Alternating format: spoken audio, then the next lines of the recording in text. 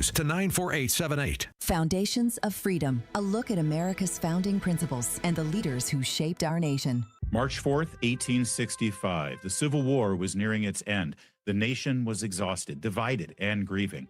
On that day, President Abraham Lincoln delivered his second inaugural address, just 700 words spoken in about 7 minutes. 41 days later, Lincoln would be assassinated. Yet the words he spoke that day still echo through history. In that brief address, Lincoln referenced God 14 times, spoke of prayer, and quoted scripture repeatedly. He reminded Americans that both sides of the conflict shared a common faith, saying both read the same Bible and pray to the same God, and each invokes his aid against the other. Lincoln understood that political division alone could not explain the nation's crisis. More than 160 years later, America still wrestles with division, truth, and our dependence on God.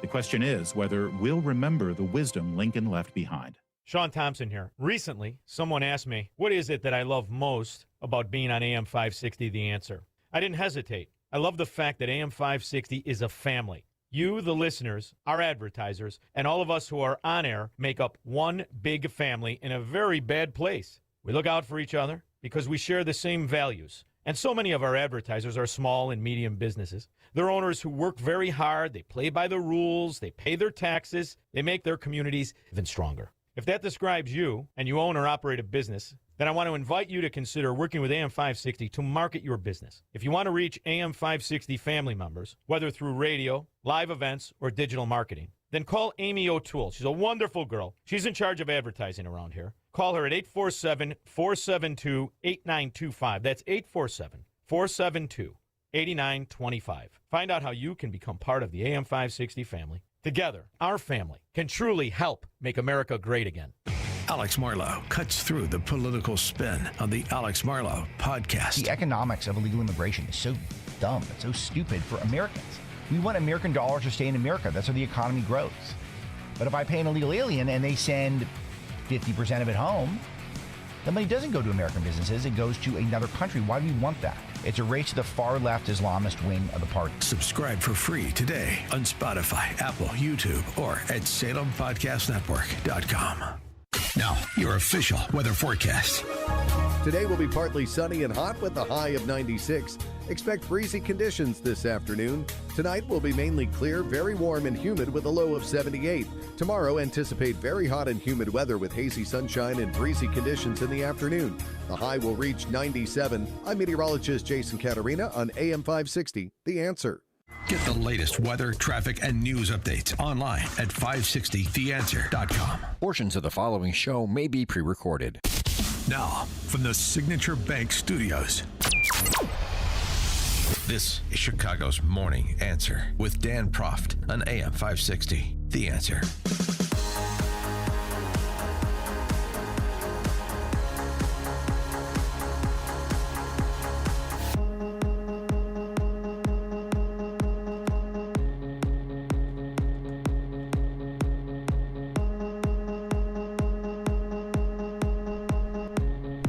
Top of the morning, Dan Proft here. The commies are coming. That's what President Trump had to say. They're not socialists.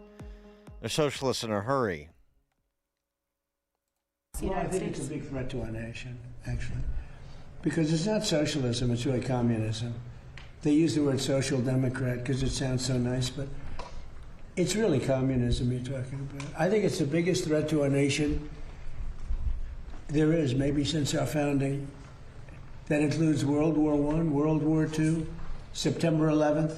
It includes the Pearl Harbor attack.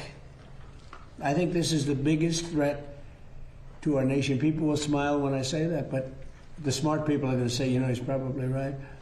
It's basically introducing communism into the United States of America. There's never been anything so dangerous. 312-642-5600, alphawealthgroup.com. Call and text line. Is that what the left is doing, introducing communism? Well, David Jenkins, he is a leader of the DSA. Despite what Klingon Collins has to say, they're not communists, they're socialists. Our goal is communism. That's what David Jenkins says. I don't know. I mean, I believe the guys that are wearing the hammer and sickle badges, don't you? Klingon Collins over at CNN. She may be losing Anderson Cooper soon.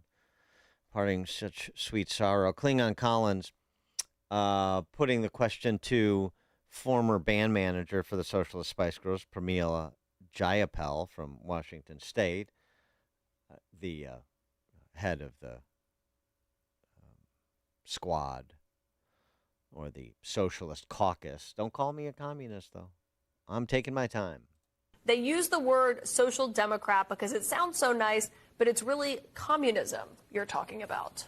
I mean, he is ridiculous, but the reason he's using communism is because he knows socialism is really popular.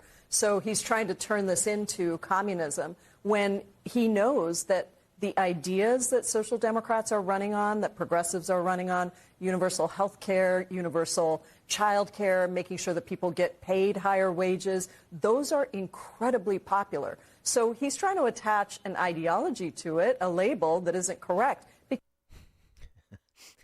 Right. He is using communism because socialism's popular. You're not using socialism because communism's unpopular.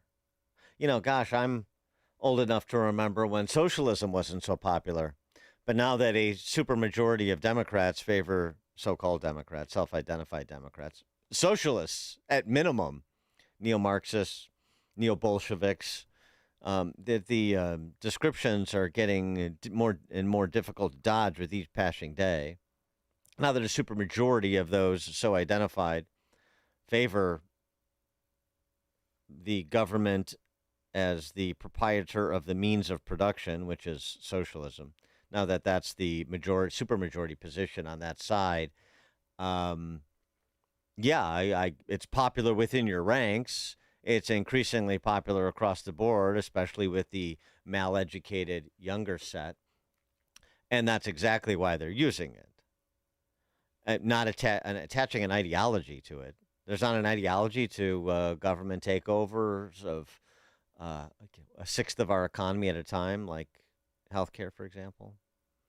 Of course there's an ideology to it. Just because you have useful idiots that don't have a particularly tight grip on the philosophy doesn't mean that there's not an underlying philosophy that those who are a little bit more able are driving. Of course they're driving it. They're saying it. Yesterday, again, we played Mr. Winston. He a Maoist. It's part of the Red Brigade. Armed struggle is the highest form of struggle. So these people that are doing all these horrible things, they need to be suppressed. They need to be suppressed. There is no free marketplace, free exchange of ideas with the enemy. We're going to bring you to people's justice. We're going to execute you after the revolution. Mm-hmm. And Christopher Winston, again, part of the Red Rabbits Security Commission for the Democrat Socialists of America, had more to say about the revolution that's being plotted. What a lot of comrades do is they try to live vicariously through the struggles of other people, forgetting that our purpose is to make revolution here in the United States and actually get this albatross from around the neck of the world's people. One thing about Maoists. Yeah, and you know what's funny about guys like Mr. Winston, Maoist, Christopher Winston, self-identified Maoist. That's a communist. It's a strain of it. Piled up quite a body count during Mao in China. You know what's interesting about guys like Winston is guys like Chris Murphy starting to sound more and more like him with each passing day. You know, the obnoxious state U.S. senator from Connecticut, that is, the nutmeg state. This version of capitalism isn't working. You know why? Because Elon Musk is a trillionaire. I mean, there's a good example of sort of the banality of the talking points, but it has some appeal. There's no question, particularly within the ranks of his fellow travelers. No, but I think we have to understand that people do not believe that this version of capitalism has worked. And frankly, it hasn't worked. I mean, you have 40% of Americans today that are working full time and don't have enough money saved up in the bank for an emergency car repair. Meanwhile, we just saw the first trillionaire made in this economy. This version of capitalism isn't working.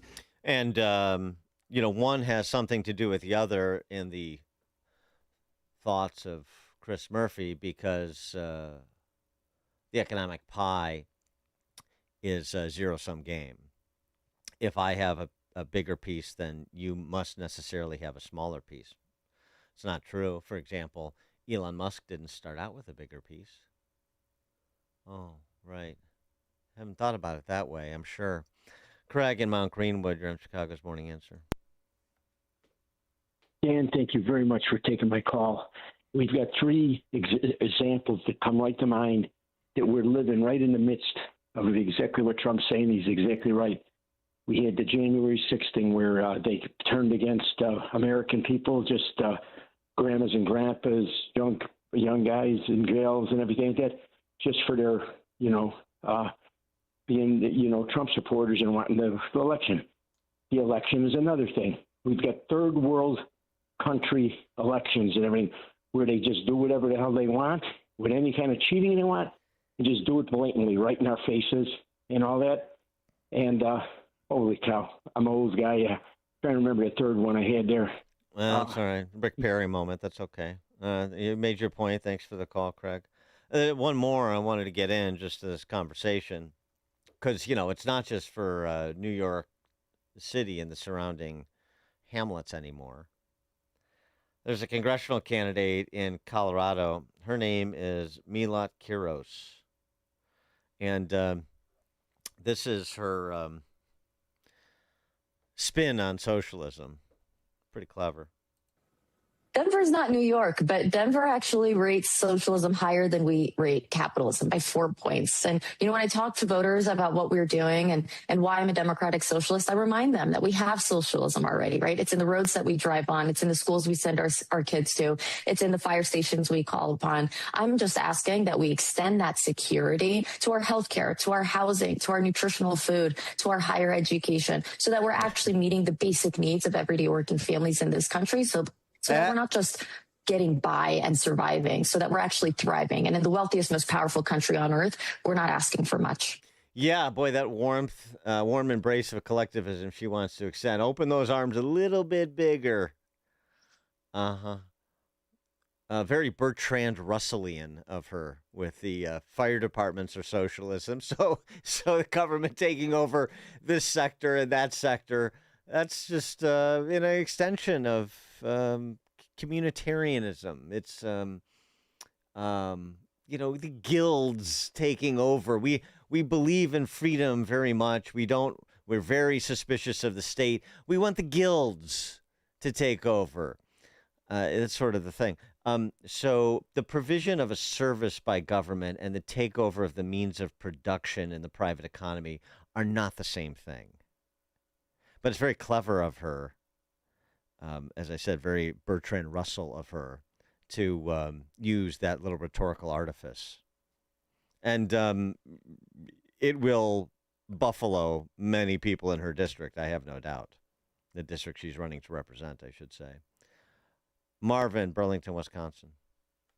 Yeah, what's his name? That senator or whatever. The reason why government isn't working is because they've distorted it. They're taking more in taxes than they've ever taken before as a percentage of our incomes, and that's why people are having a hard time making it. They've overreached, and they've distorted our system, and we've allowed it, the stupid voters have allowed it to happen. And yeah, you're talking about capitalism. That's our issues. Yeah, government's. Yes, sir. Yeah, government's interventions. Yeah. Right, of course. Thanks for the call, Marvin. Of course, that's right.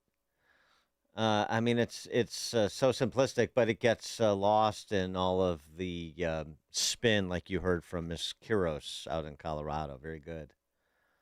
Right. Text from 815. Someone needs to ask the DSA what the difference is between what they are and communism. Not much. Maybe pace. That's about it. George in Naperville. Yeah, Stan, what happened to shooting for the moon? He who dies with the most toys wins. Thanks for the call, George. Yeah, it's not about accumulation. It's about the morality of the market, actually. So, because since this is where we need to do a better job of jujitsuing the left.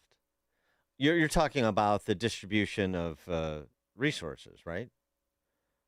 That's what they're talking about when it's like trillionaires, and some people don't have enough for a car repair, and some people don't have enough in savings for a car repair. We're talking about the distribution of resources. So, which is the means to distribute scarce resources that is the most just, the most fair, the most moral? Is it through force and the arbitrariness of the government commissar, or is it through a free exchange of a free people? Persuasion and not coercion. But I mean, distribution of resources is their fundamental point. So let's talk about distribution of resources and which system provides the greatest, dare I say, equality? Not equity, but equality? Corey Woodlawn. Hey, thanks, Dan. I like the Bertrand Russell quote. I mean, he referenced in there as well. But the gentleman had it right. Government has overreached. The average department, Rush Limbaugh used to always say, has a baked-in 10% increase.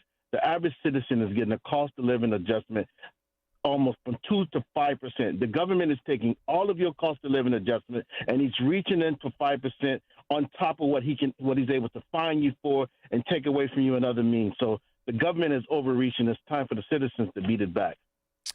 Very good. Thanks, as always, Corey. Appreciate it. Now let's check the headlines with Mike Scott. 79 degrees this morning, hot and humid in the QC Kinetics newsroom. And an extreme heat warning is in place for Cook County and a heat advisory for the rest of northern Illinois, southeast Wisconsin, and northwest Indiana. Mayor Brandon Johnson gathered with fire and rescue to urge everyone to stay cool and check on one another. OEMC and the National Weather Service will work closely together this week, continuing their efforts to share alerts and resources so that we can stay informed. There are officially 6 cooling centers up and running across Chicago, many more across the heavily populated suburbs. The mayor also introduced the Protecting Renters Ordinance on Monday. Housing is a human right. It cannot just be a rallying cry. It must be the reality for every Chicagoan. Landowners and apartment managers argue there is no need for additional regulations that impose even larger burdens on their ability to pay their own mortgage and maintenance. Field of candidates for Chicago mayor continues to grow. Illinois Congressman Mike Quigley throwing his hat in the ring inside the shuttered Uptown Theater on Chicago's north side. This is going to be the last job. This is it. The only thing I ever want to do is to help this city that I love so much. He promises not to raise taxes, plans to cut costs, and build more affordable housing, along with making the CTA safer. There's no way that we can take a bow on the issue of violent crime in Chicago. Our crime statistics are still far higher than any other major city. We have a long way to go using traditional and non-traditional means. The U.S. representative joins Illinois Comptroller Susana Mendoza, ex-alderman George Cardenas, and former CHA board chair Matthew Brewer in the race to succeed Brandon Johnson, and there may be others. A measure institutes a Chicago reporter and photographer were attacked while on assignment near the Adler Planetarium Monday afternoon. The incident happened just before 4:30 in the 900 block of East Solidarity Drive. 3 suspects were later arrested after pointing a gun at people on the sidewalk near 42nd and Western in Brighton Park. Chicago police made nearly 3 dozen arrests on Sunday amid Pride celebrations. 6 are facing felony charges. A bicyclist is dead, hit by a vehicle in Kankakee County. Bailey Caldwell was riding yesterday morning in the 4000 block of East Road when the incident happened. Chicago sports. Cubs beat the Padres 3-2. White Sox played 6 over the final 2 innings to take down the Orioles 8-2. And a pair of World Cup favorites are out of the tournament. Paraguay shocked Germany, and Morocco did the exact same thing to the Netherlands. The news a service of Bank of America, sponsor of the FIFA World Cup 2026, dedicated to offering solutions to help businesses meet their goals. More at bankofamerica.com/game changers. Chicago's Morning Answer continues next, but in 2 minutes, the AccuWeather forecast in our Air Right Heating and Cooling Weather Center. Scott Jennings explains what America means to him. I'll tell you what's on my mind. The future of Western civilization.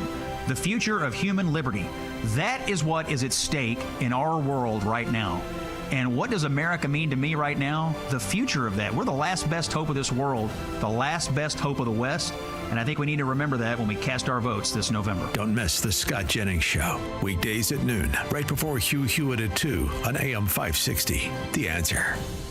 Mike Lindell and the MyPillow employees want to thank you for your great support this past year. They want to make 2026 the best year ever. So to thank you, they are giving you free shipping on your entire order and wholesale pricing. So they are bringing back the mega sale. For example, the classic MyPillows, regularly $49.98, now only $14.98. Turn any mattress into the best mattress ever with the Made in the USA MyPillow My Mattress Topper and save up to $100. Get a set of MyPillow Giza Dream Sheets for as low as $29.98 or the 6-pack towel set for only $34.98. To get the best specials ever, go to MyPillow.com and use promo code LIBERTY or call 800-489-0201 and use promo code LIBERTY. These offers won't last long, so call 800-489-0201 or go to MyPillow.com and use promo code LIBERTY. Order now and your entire order ships absolutely free.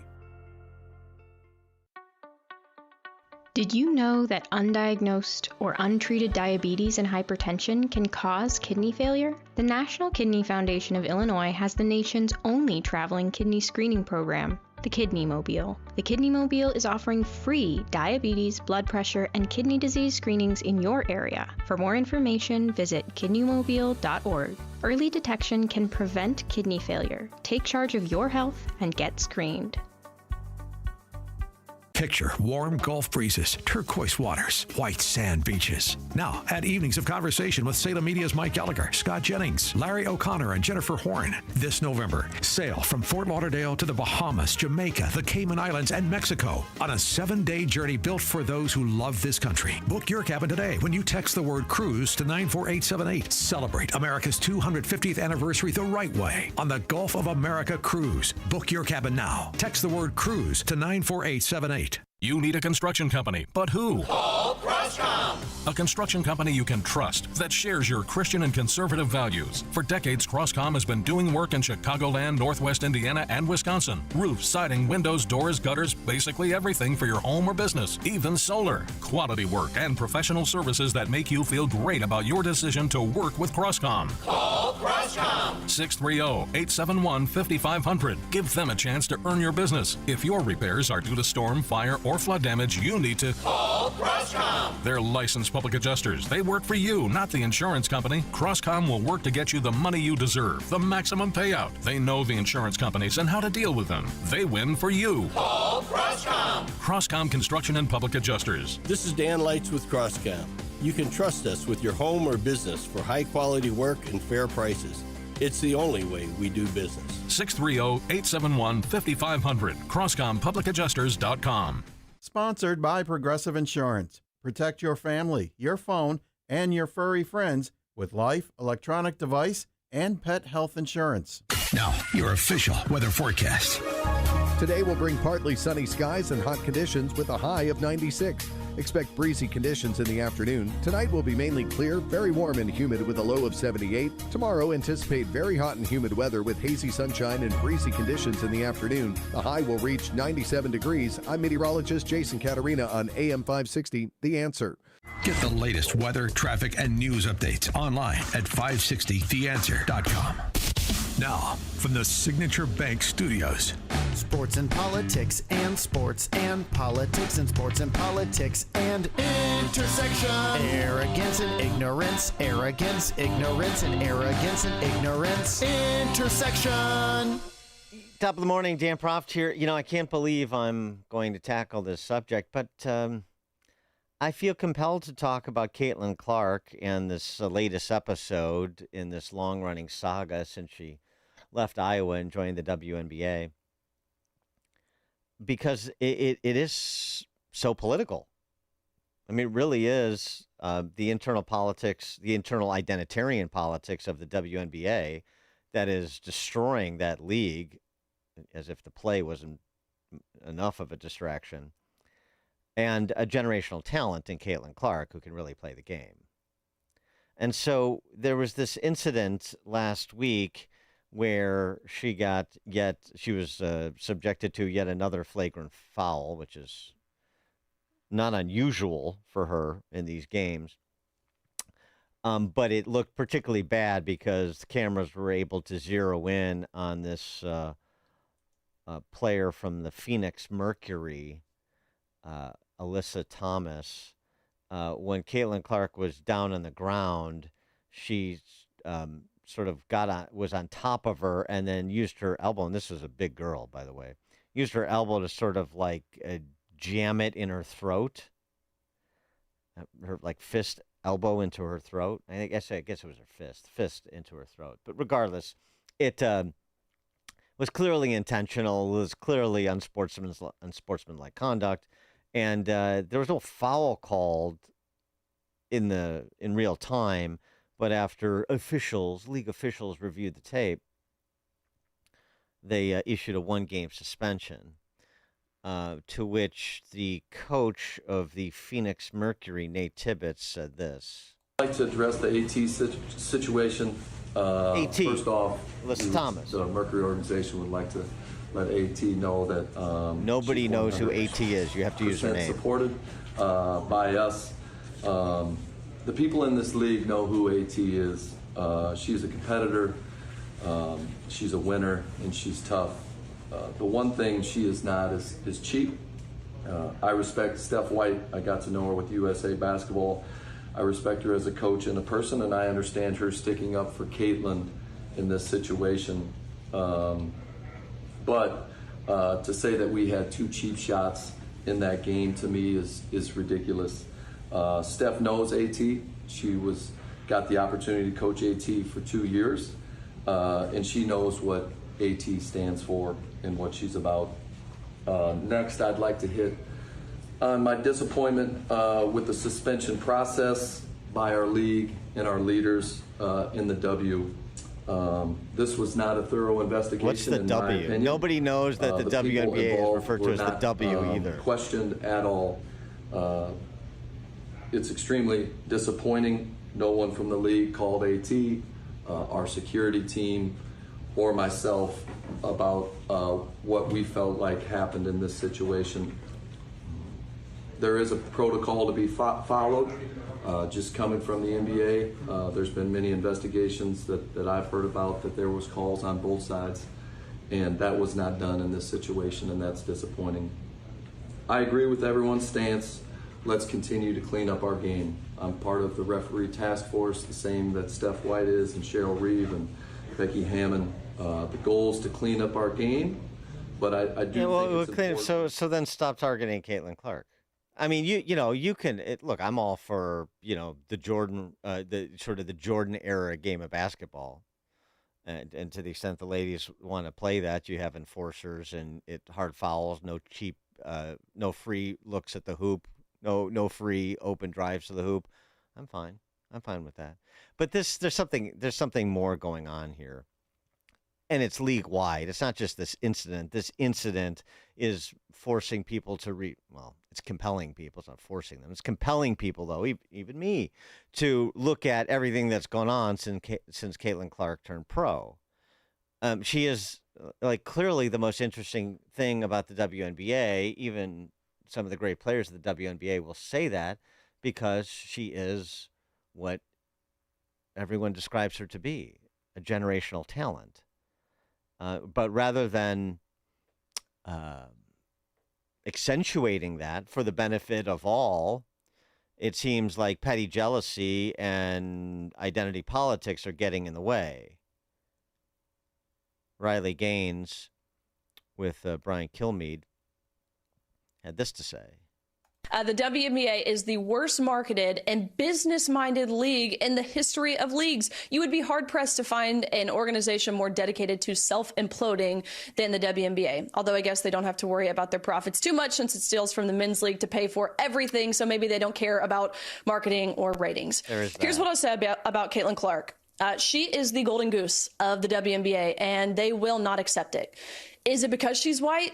Maybe. Is it because she's straight? Maybe. I actually just think, Brian, that it's just jealousy all around. Now, I think that Caitlin Clark was the queen of the WNBA before she ever even played a game. She is a generational talent that revolutionized the game of basketball, who also happens to be white and straight. And that is why they hate her. 312-642-5600, alphawealthgroup.com, call and text line. Sophie Cunningham is a member of the Indiana Fever. That's Caitlin Clark's team, for those of you not following any of this. And on her podcast that she has a co-host with, so you hear male voice, she addressed this all. She was the one whose reaction to the flagrant foul that I was describing went viral because she sort of like pointed at AT, as no one knows her, and was sort of, pointing and had this look on her face, and it was, it went viral. Anyway, Sophie Cunningham, not just on this latest incident, but what it says, from her perspective, what it indicates about how the league treats Caitlin Clark, all the way up to the commissioner. Well, so during real time last night, I did not see that happen. I don't, none of our team saw it happen, because I promise you, if we would have seen that happen, we would have had her back. Unfortunately, this type of shit happens every single game to her, and the league and the refs do absolutely nothing about it. It's been a minute since you got fined on this podcast. I have, but then you see the videos of literally kneeing and cheap shotting C in the throat. If she did that to any of our teammates, we'd be pissed. But they're definitely targeting her, and the league and the refs do nothing to protect her. I mean, let's get into this now. The poster that they dropped last night, the 30-year commemorative thing, which that you're on it, that's cool. Why would you ever put me on it? But people are up in arms that Caitlin's not on it, and then also watching her get kind of her ass kicked last night. I do see everyone being like, why does the league not protect this person? I don't want to get in beef with Kathy either, but it is she's jealous of her, or thinks that because she's a bigger face than her, or anyone the WNBA's had, that she won't give her the platform. It's so weird. It's so bizarre. It is a joke. It is a joke. And this is why Kathy in the WNBA is getting lit up on social media, because you are leaving out a generational, the best player to ever go through WNBA on this roster. Honestly, if they were smart, they would market the out of some of us. They don't. Well, you're on. They don't. At least I should never. That should be Caitlin. That should be Kelsey Mitchell. That should be Aaliyah Boston. Why are we putting random players on there? I'm one of them. Do you know the top 30 NBA players of all time, WNBA players of all time, players of all time? It's funny. I mean, I appreciate Sophie Cunningham's modesty. She's right. Why am I on that team? I shouldn't be on that team. Sophie Cunningham, I mean, I'm sure she's a nice player. She averages, so far this year, 9.6 points and 2.6 rebounds a game. Caitlin Clark averages 21 points, 4 rebounds, and 8 assists a game. I mean, what are we doing here? Sorry, pardon my Tucker Carlson. What is going on? Bill on the Northwest side. Yeah, this really isn't complicated, Dan. Caitlin Clark is white and she's straight. And the people that run that league don't like those kinds of people. They don't want her to be the face of the league. It's really clear. That does seem clear. like you couldn't attempt to be more destructive to your brand than they are being with how they're handling this. Now, the one thing I will say is I had high hopes for Caitlin Clark to be able to stand athwart this identitarian madness. And like, you know, you want a rivalry like her and Angel Reese, not much of a rivalry because she's so far the superior player. But you know, bad girl, good girl, you know, bad boy, the Pistons and the Bulls, all that stuff is great. It's great for the game. It's fine. Rivalries are good. But this identitarian political undertone that Riley Gaines was talking about, that Bill just mentioned, that's no good. And I wish Caitlin Clark would have been more stout of heart to confront it. She isn't. She hasn't been. She folded in almost immediately. Tried to genuflect, tried to appease. And you know, look, she's a great basketball player. She doesn't have to be a great sort of socio-cultural mind. She doesn't have to necessarily understand the dynamics here the way that, for example, I do. But it would be nice. It'd be nice if there was somebody around her that could sort of give her this insight into, if you play it this way, this is how it's going to go down. If you play it this other way, this is how it's going to go down. You have to be as competitive when it comes to pushing back on identitarian politics. The identitarian politics they're going to try to use as an albatross around your neck.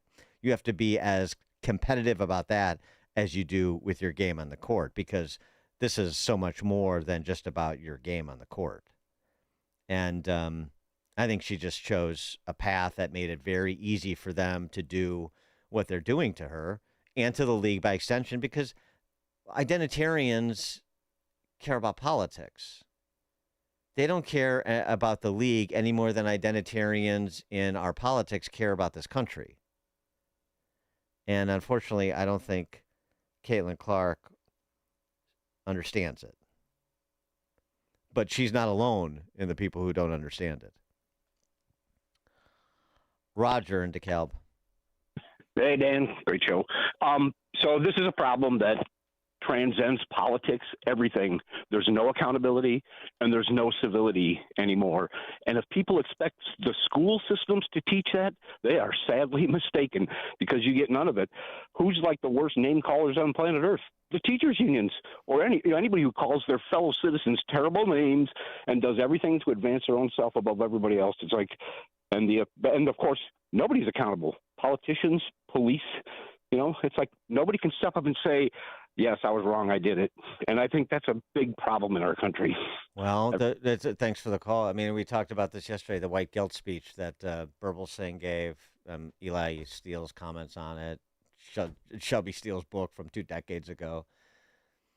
If the thing that you fear most is being called a racist, being accused of an ism or a phobia, if that's the worst thing that can happen to you, and you're willing to fold in on everything else to avoid that, well, then you've just turned over your agency to the identitarians. And it doesn't matter if it's in a basketball court or a classroom or a C-suite. Jim in LaGrange. Hey, Dan, how are you? I was watching Dan Dakich last night, and he was going crazy on this subject, but he said that the biggest problem with Caitlin Clark was that the league is run by African-American lesbians, and they said it's as simple as that. We need to talk no further. Things need to change, or it's going to stay the same. Thanks for the call, Jim. Text from 847. Sophie Cunningham knows why she's on that poster. She's extremely attractive and plays that up on social media. Huh? That's all right. I play up my attractiveness on social media to promote the radio station. So I get it. Roy in Glen Ellen. Yeah. I thought you'd enjoy that, Roy. Yeah. I have a new segment alert. You could do a new segment where you just say letters, like the G for governor, M for mayor, C for Chicago. Yeah, guess what I'm talking about? Yes. Guess what I'm talking about? W. AT, yes. Yeah, I love the inside jargon. Yeah, everything's an acronym or a single letter. Yeah. Thanks for the call. Enjoy. Thanks for the call, Roy. Hear about the big stories of the day, then talk about them right here on Chicago's Morning Answer on AM 560. The Answer. Sign up for the AM 560 Answer Advantage to get early alerts on event ticket sales, special discounts, and contest opportunities. Sign up today at 560theanswer.com/advantage. A revolution in chip technology could make today's artificial intelligence obsolete. 3 companies are quietly building a $1 trillion triangle to develop and manufacture supercomputers the size of a dinner plate. Investment guru George Gilder has his finger on the 3 companies whose technology could change tech forever. Log on to TrillionDollarTriangle.com to find out which 3 companies are working on what could be the biggest tech disruption since the internet. TrillionDollarTriangle.com. That's TrillionDollarTriangle.com. With things moving fast to resolve the situation in the Middle East, the headlines may change, but the fundamentals haven't. America's debt continues to climb, and uncertainty still hangs over the global economy. That's why investors continue turning to one asset that has stood the test of time: physical gold and silver. For generations, gold has been viewed as a safe haven asset during periods of geopolitical tension and market volatility. That's why Advantage Gold wants to send you a free gold investment guide valued at $49, plus a free copy of economist Ken Rogoff's acclaimed book, Our Dollar, Your Problem, when you call 800-900-8000. Discover why central banks are buying gold, why many Americans are diversifying with precious metals, and how a tax and penalty-free rollover into physical gold and silver may fit into your retirement strategy. Don't wait until the next crisis dominates the headlines. Call Advantage Gold at 800-900-8000 right now. Consult your financial advisor before investing. Call 800-900-8000. Gain insight into building strong marriages and raising godly children with Focus on the Family with Jim Daly each weekday at 11:30 a.m. on our sister station, AM 1160. Hope for your life. AM 560, The Answer. All right, coming up at 6:06 and 6:36. 6:36, we got Professor William Jacobson from Cornell Law to talk about the Supreme Court, some of the Supreme Court decisions yesterday, as well as perspective on the birthright citizenship decision that will come today. We'll start that off at 6:06. Take your calls. It is now 6 o'clock on AM 560 WIND Chicago. 2 U.S. special envoys have arrived. I'm Dave Anthony, Fox News. Steve Witkoff and Jared Kushner in Qatar for indirect talks with Iran that President Trump says will be perhaps important, perhaps not, following recent flare-ups of fighting after the deal was signed to extend the ceasefire. And it's really very simple. It's the denuclearization of Iran. We don't want them to have a nuclear weapon. Iranian officials have indicated that no direct talks will take place between the United States and Iran while in Doha, but did confirm that a delegation will be traveling to Qatar. The 60-day window is meant to iron out the details of Iran's nuclear program and keep the Strait of Hormuz open. President Trump has indicated he reserves both military and diplomatic options after that time period. Iranian President Masoud Pezeshkian posted to X saying mutual understanding is a two-way street. If the American side adheres to the agreement, we will also fulfill our commitments. That's Fox's Trey Yingst in Tel Aviv. The Supreme Court has just 4 cases left to decide this term, and we'll get the rulings this morning, including a challenge to the Trump order trying to prevent children born to people here illegally from becoming U.S. citizens. It follows yesterday's Supreme Court ruling that election officials may count mail-in ballots arriving after Election Day if they were postmarked beforehand. And it's a setback for President Trump, who took to Truth Social, writing, quote, "It is more important than ever to pass the Save America Act," writing, "All voters must show photo ID. All voters must show proof of citizenship. No mail-in ballots except for illness, disability, military deployment, or travel." Fox's Alex Hogan. It's going to be a really hot day for millions of Americans. Heat warnings and advisories from Louisiana up to Wisconsin over to Maine. In Nashville, it could feel like 110 degrees. And emergency management captain Mike Russell says for those they encounter with heat exhaustion, they'll be sweating profusely, lightheaded. We try to get them to a cool place. We got some frozen bottles of water we can give them. They can hold up on their neck. The search for survivors continues in the earthquake rubble in Venezuela, where it's up to at least 1,700 people dead. America's listening to Fox News. 79 degrees in Chicago. 6:02 is our time on AM 560, The Answer. I'm Mike Scott in the QC Kinetics newsroom. Extreme heat warning is in place for Cook County, a heat watch and advisory for the rest of northern Illinois, Wisconsin, and northwest Indiana.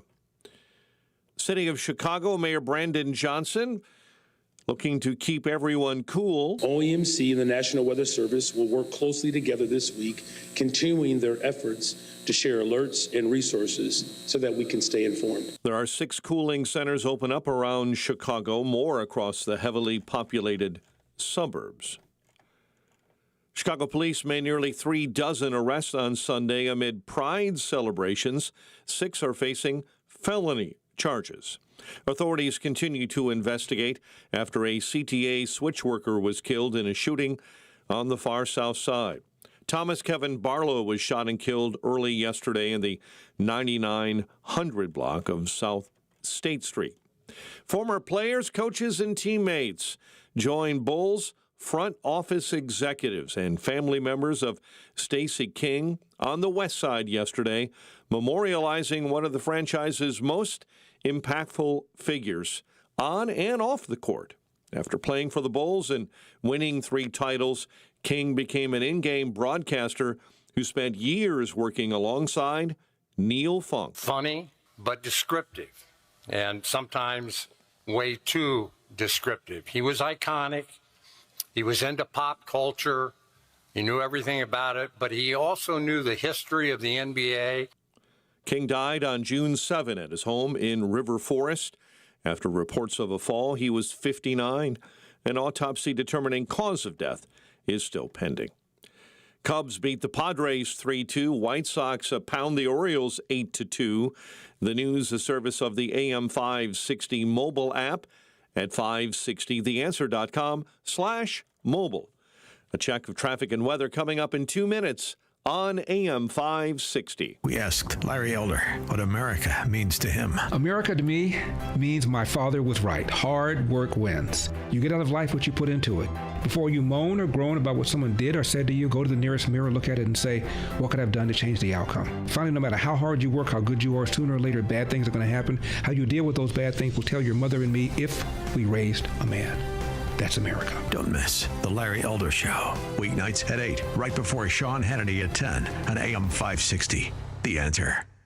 A small business affirmation from Progressive. Plumbers, today will be a good day. You will be profitable. Your clients will be nice. No one will stand over you and tell you how to fix the thing they actually hired you to fix. You will also feel at peace after switching to Progressive, America's #1 commercial auto insurer. See if you can save in as little as 8 minutes at progressivecommercial.com. Progressive Casualty Insurance Company and Affiliates, #1 commercial auto insurer from the NAIC's 2024 National Premium Data.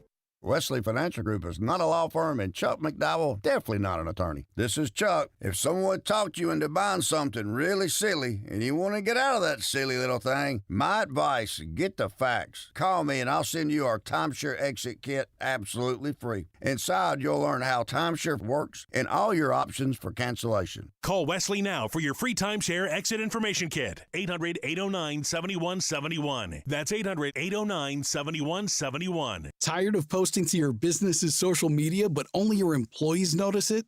Meanwhile, your competitors are winning over customers by racking up thousands of views. At Myers Media, we create social media content that gets engagement and drives sales. Here's how it works. If you're in Chicagoland, we sit down with you and come up with all the ideas. Then we handle the filming, editing, and posting. You don't lift a finger.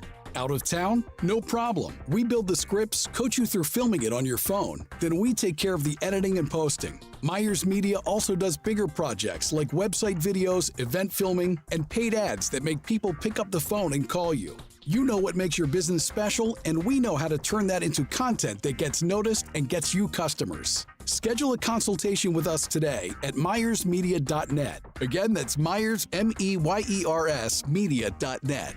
At Myers Media, we create social media content that gets engagement and drives sales. myersmedia.net. Let's get you noticed. 6:06. Let's get an update on the roads. Team Hochberg Traffic Center time, a service of the daily podcast of Chicago's Morning Answer and the Sean Thompson Show at 560theanswer.com/podcast. This morning, Naperville, watch out. They've sprung up some road construction. Raymond, north and southbound between Deal and Ferry, is shut down with ongoing work this morning. Tri-State jams up northbound at Roosevelt Road. Stevenson on the brakes, Harlem to Pulaski. Chicago's Morning Answer continues next. But first, your morning forecast in our Air Right Heating and Cooling Weather Center. Today will bring partly sunny skies and hot conditions with a high of 96. Expect breezy conditions in the afternoon. Tonight will be mainly clear, very warm and humid with a low of 78. Tomorrow, anticipate very hot and humid weather with hazy sunshine and breezy conditions in the afternoon. The high will reach 97 degrees. I'm meteorologist Jason Caterina on AM 560, The Answer. Get the latest weather, traffic, and news updates online at 560theanswer.com. Now, from the Signature Bank Studios, this is Chicago's Morning Answer with Dan Proft on AM 560. The Answer.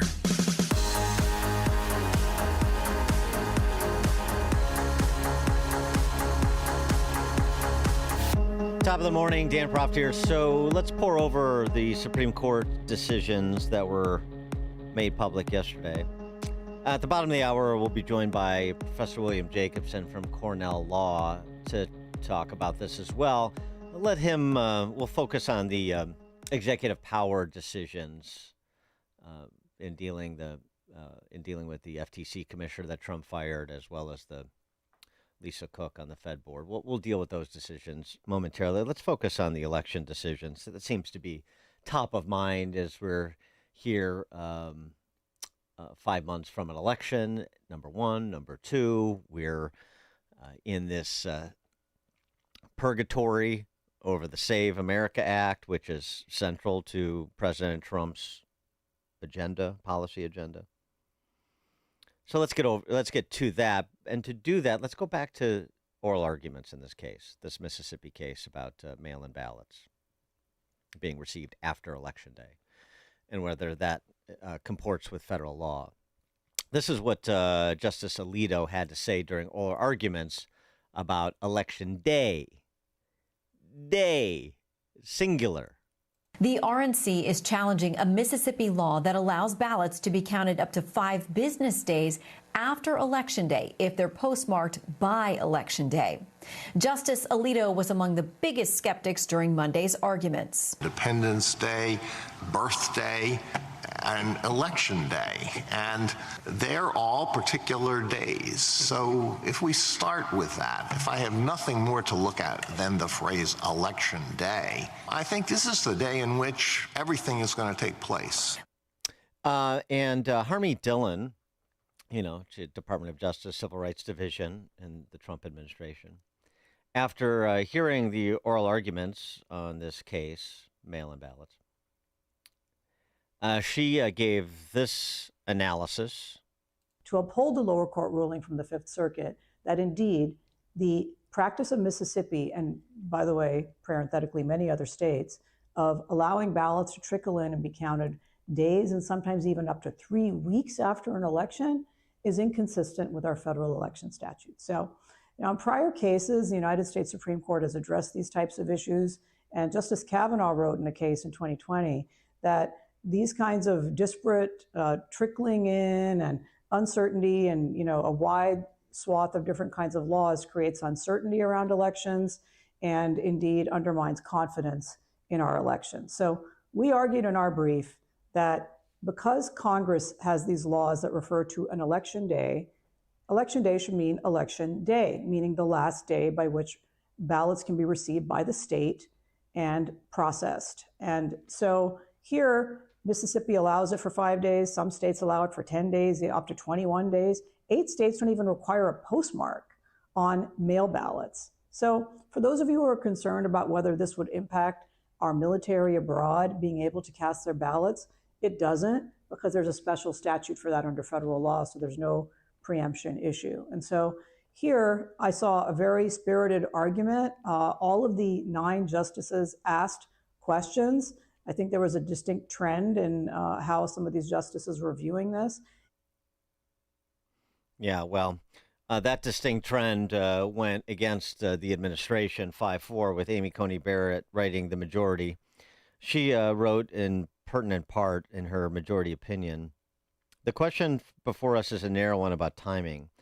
Plaintiffs do not challenge the manner in which Mississippi carries out federal elections. They do not, for example, challenge the general practice of absentee voting, nor do they challenge the use of the Postal Service or a common carrier to transmit ballots. Although the Election Day statutes refer to a particular day, quote unquote, for the election, plaintiffs do not contend that everything must occur on that day. For instance, they do not object to early voting or dispute that officials may count votes and certify a winner after Election Day. Finally, this is not a case about the Constitution. We do not consider the scope of Congress's authority to regulate federal elections. We do not consider, the scope of Congress's authority to regulate federal elections. The sole question before us is whether counting ballots postmarked by Election Day but received up to 5 days later violates the federal Election Day statutes. Well, I mean, you know, the idea that you can vote early and you can count votes after Election Day, or to the extent it takes after Election Day to count them, which is the case in some states, not all. I mean, those are different things than extending the receipt of votes to be counted post-Election Day. And that's where I think Amy Coney Barrett's opinion falls down a bit. She goes on to say the acceptance of late arriving ballots effectively postpones the date on which the electoral choice is made, and federal law precludes that postponement. I mean, this is, the Alito dissent. He was joined by Thomas, Kavanaugh, and Gorsuch.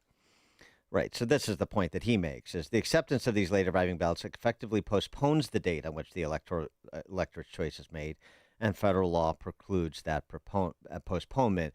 And so that's, you can distinguish that from early voting up until and counting after the polls close at 7 o'clock on a Tuesday.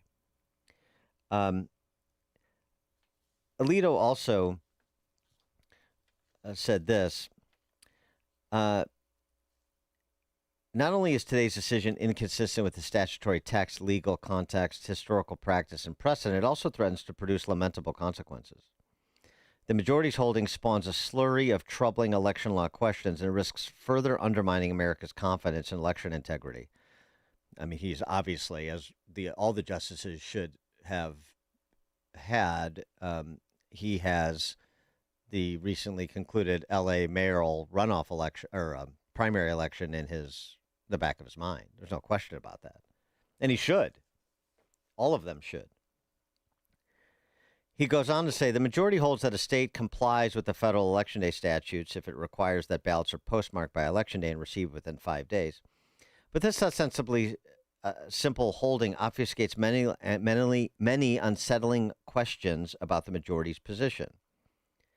For instance, do the federal Election Day statutes impose any ballot receipt deadlines? Mississippi counts absentee ballots that arrive up to 5 days after the federal election, but nothing in the majority opinion turns on that 5-day duration. Indeed, some states will count mail-in ballots that arrive as late as 21 days after the election. If the quote-unquote election is complete when voters fill out their ballots and send them on their way, may states eliminate ballot receipt deadlines entirely. It appears that the only federal backstops for ballot receipt are the date when newly elected representatives and senators must report for their swearing in and the date when presidential electors must cast their votes. Now, this could, of course, be remedied. There's a legislative remedy to this because this is a narrow decision. But that would require, I don't know, the majority of Republicans in the Senate to get their act together and do something to provide a legislative solution to a legislative fix to this problem. They could just say Election Day means Election Day. That's it. Federal law, Election Day means Election Day for the purposes of federal elections, and ballots cast must be received on Election Day, period. That's what you could do. But this is the same gang who can't shoot straight, at least a few of them, that are holding up the SAVE Act, which now is even a more pressing matter, or at least should be, but, they're on recess, as Senator Mike Lee lamented.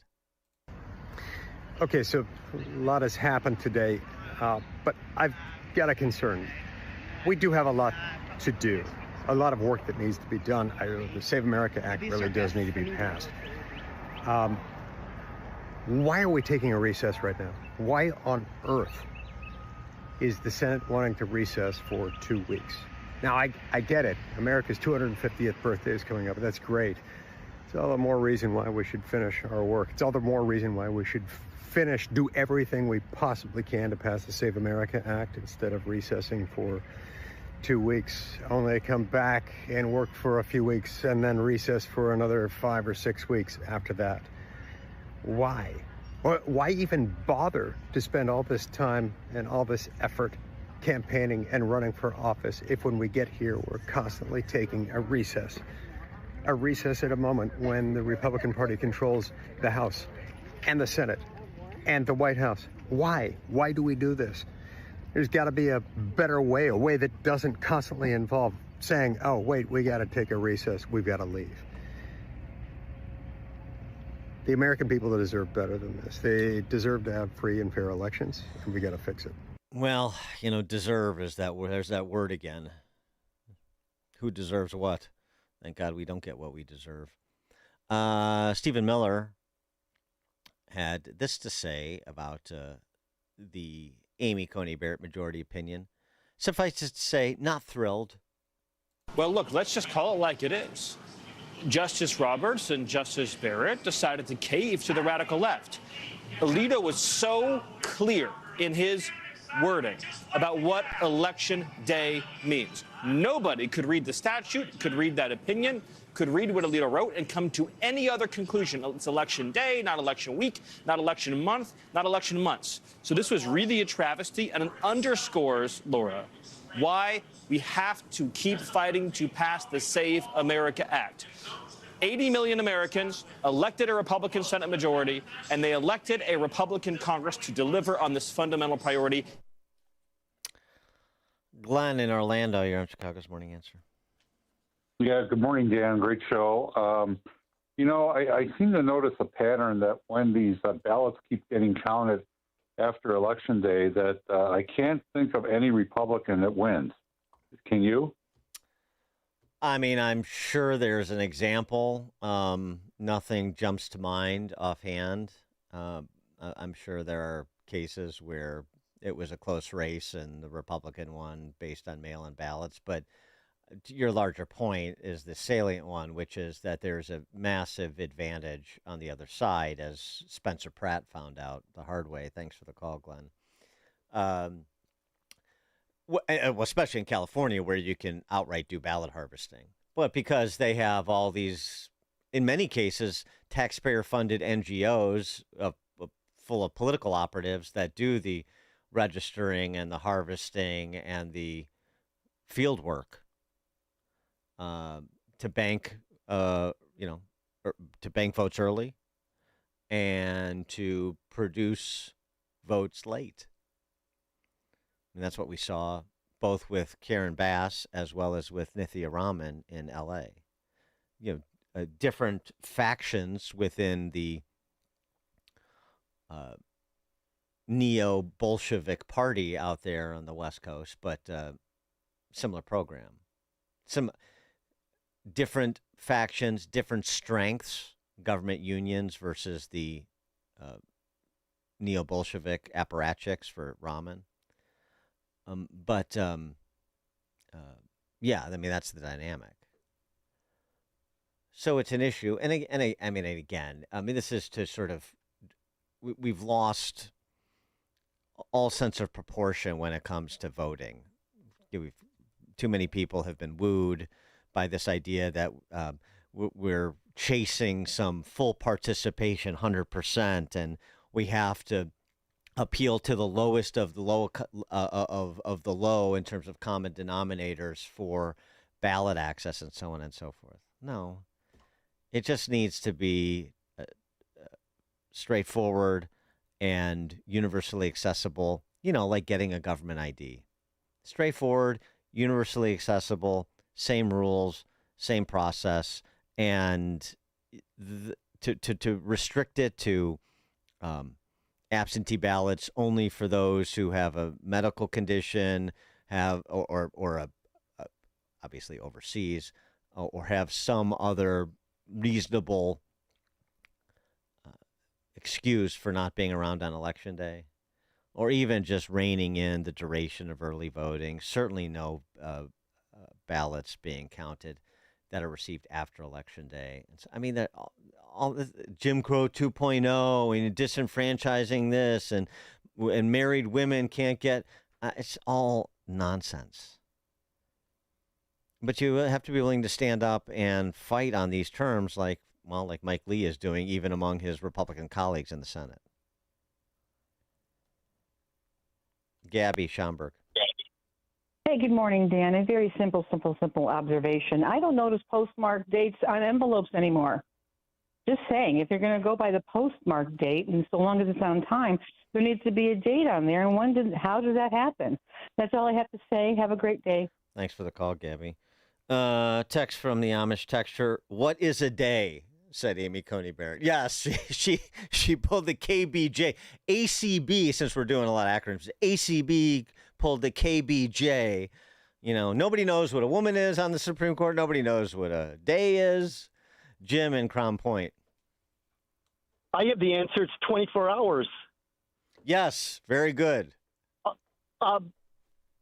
When I did my taxes, I had to get a Social Security number for all my kids because I was deducting them. We are a nation of verification. For these Democrats to even say that somebody is too stupid or too ignorant to get a license. Come on. It's like you say, it's a political tactic. Yeah. The thing to you know what it is, though? They don't have who they think they have. If Republicans would exhibit a little bit more courage and, frankly, a little bit more party discipline and take care of bad actors within their ranks by, whatever legal means are available.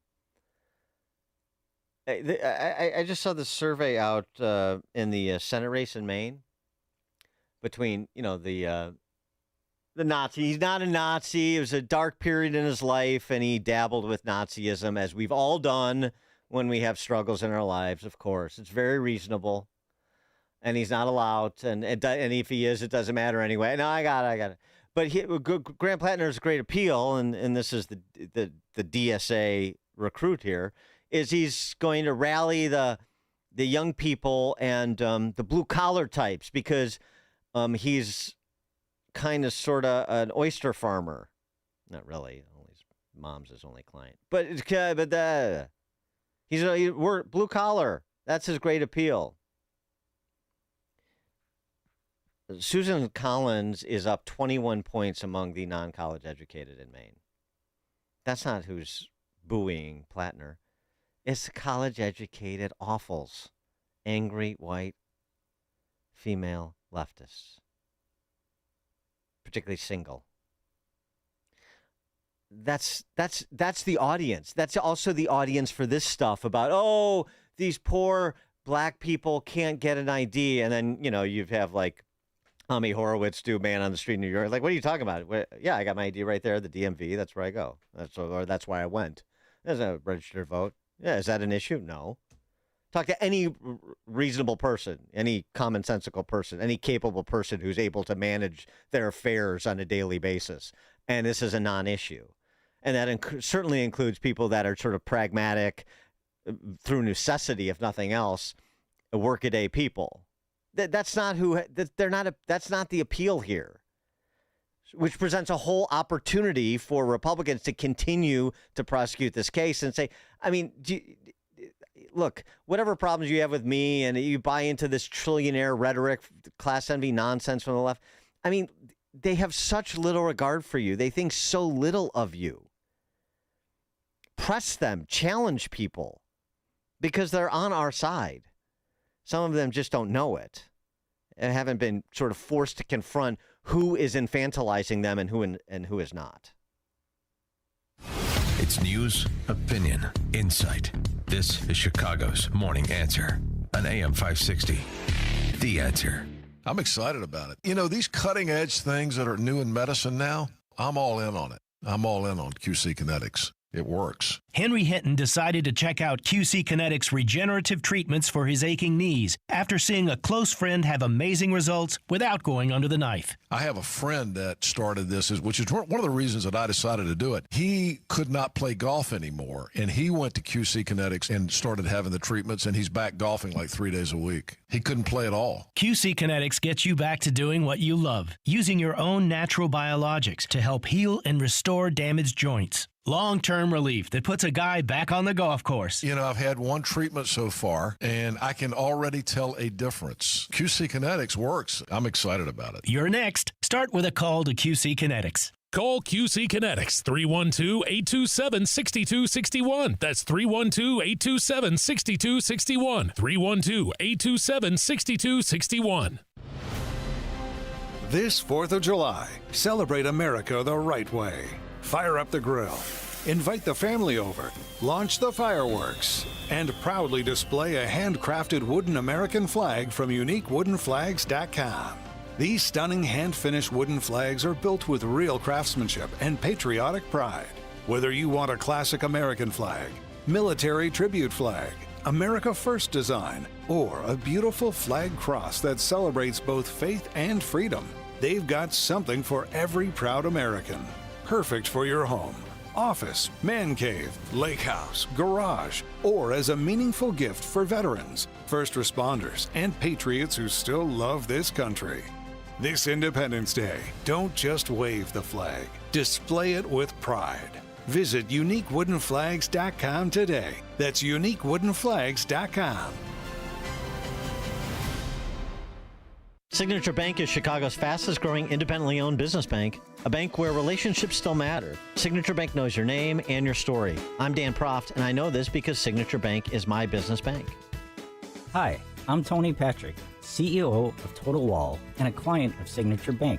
We produce high-performance materials used in exterior insulating finish systems and other stucco applications. During a recent business transaction, I learned quickly that having the right banking partner matters. Signature Bank stepped in, took time to understand my business needs, and kept things moving. If you need a banking partner you can rely on, look for a team with real experience and a commitment to your success. For me, that's Signature Bank.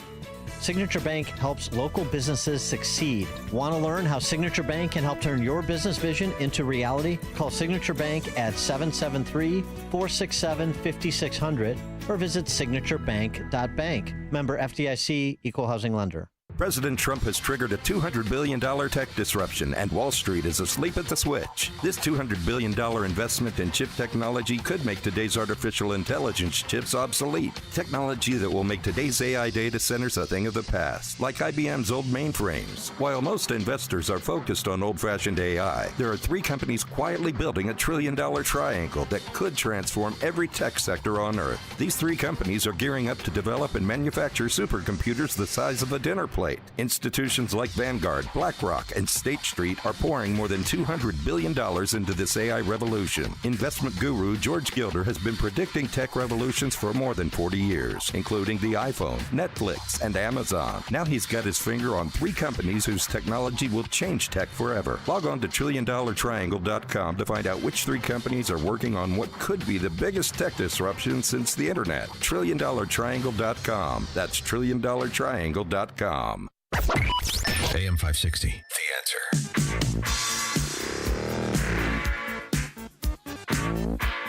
All right, coming up at 6:36, as I mentioned, Professor William Jacobson from Cornell Law joins us. We'll talk about the Supreme Court decisions as it relates to executive power that were handed down yesterday, and also more discussion about the birthright citizenship case that will be, the opinion of which will be released today. Professor Jacobson, 6:36. Now we check the headlines with Mike Scott. 79 degrees, a steady breeze this morning. and an extreme heat warning is in place for Cook County and a heat advisory or watch for the rest of northern Illinois. Big day for the Supreme Court today as we've been talking about a flurry of decisions. Fox's Kristen Goodwin reports. The Supreme Court will decide whether Idaho and West Virginia's laws preventing transgender athletes from participating in girls' and women's school sports teams can stand. 2 transgender athletes allege the measures are unconstitutional and violate Title IX, a federal law which prohibits sex discrimination in education. State officials argue athletes who are born male have a biological advantage over females on the playing field. The court's ruling is expected to impact similar laws in more than 24 Republican-led states. The justices are also set to hand down remaining opinions on cases related to birthright citizenship and campaign finance. Kristen Goodwin, Fox News. The death toll from last week's devastating back-to-back earthquakes in Venezuela is rising again. More than 1,700 deaths, a number of missing.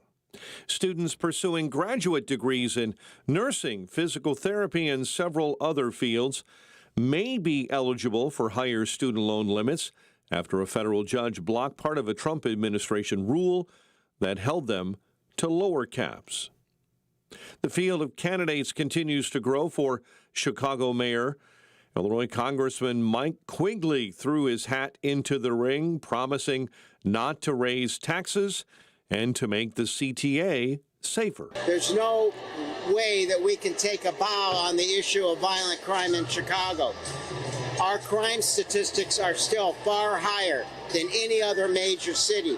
We have a long way to go using traditional and non-traditional means. One person is dead. Several others are hurt after a 4-vehicle crash in Orland Park near 149th and LaGrange Road.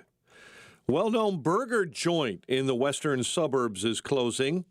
Wahlburgers announcing it shut down its location in St. Charles after nearly 6 years as its lease ends.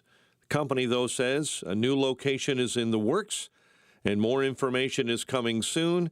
Yes, Wahlburgers is owned by the brothers Donnie and Mark, along with Paul Wahlberg. The St. Charles location was the last one remaining in the state of Illinois. Cubs over the Padres 3-2.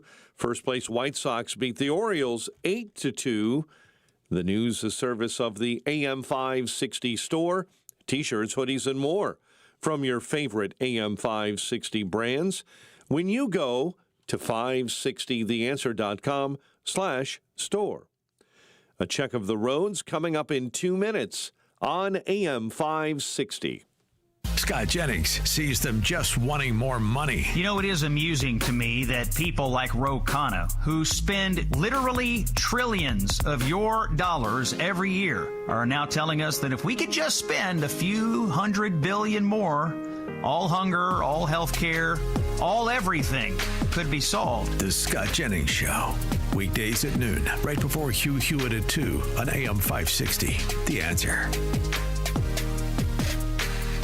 Chicagoland certified financial planning professional Tim Stearns discusses taxes in retirement. Most people are paying more in taxes and keeping less of their money to live and do what they enjoy. That's why we've put out the retirement tax bill calculator online. You can see with your own eyes just how much you might be overpaying. It's a valuable tool, $500 value, but we made it free for you to view and run your own numbers at MVPCFP.com. That's MVPCFP.com. To run your retirement tax bill calculator, go to MVPCFP.com. Investment advisory services offered through Cornerstone Securities, LLC. Welcome to another edition of Tuesdays with Tim. My friend Tim Stearns, a certified financial planner with TJ Stearns Financial Planning in Arlington Heights. Tim, how are you? Welcome back. Doing well. Thanks for having me. Tim, for more than 25 years, you've been helping clients achieve financial security and peace of mind. Can you give our listeners some examples of how you've helped clients over the years? A couple of your listeners called in. They're a married couple. They're in their 60s. They were really concerned and tired of trying to manage their own investments. So their accounts were quite big, but they felt like they needed a little help with it so they didn't screw up at this stage of the game. So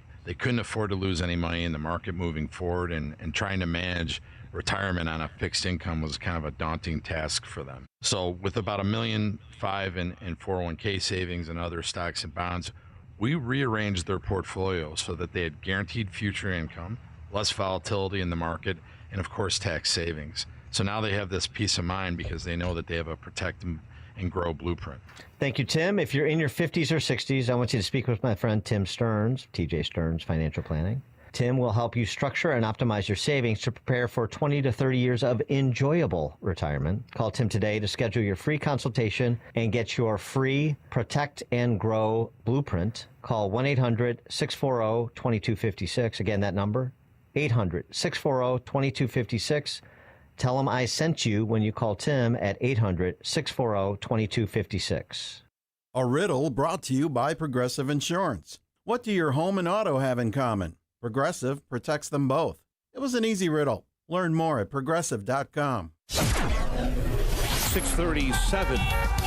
Traffic is a service of ExpressPros.com. Express Employment Professionals connects you with qualified talent fast. Visit ExpressPros.com for an office.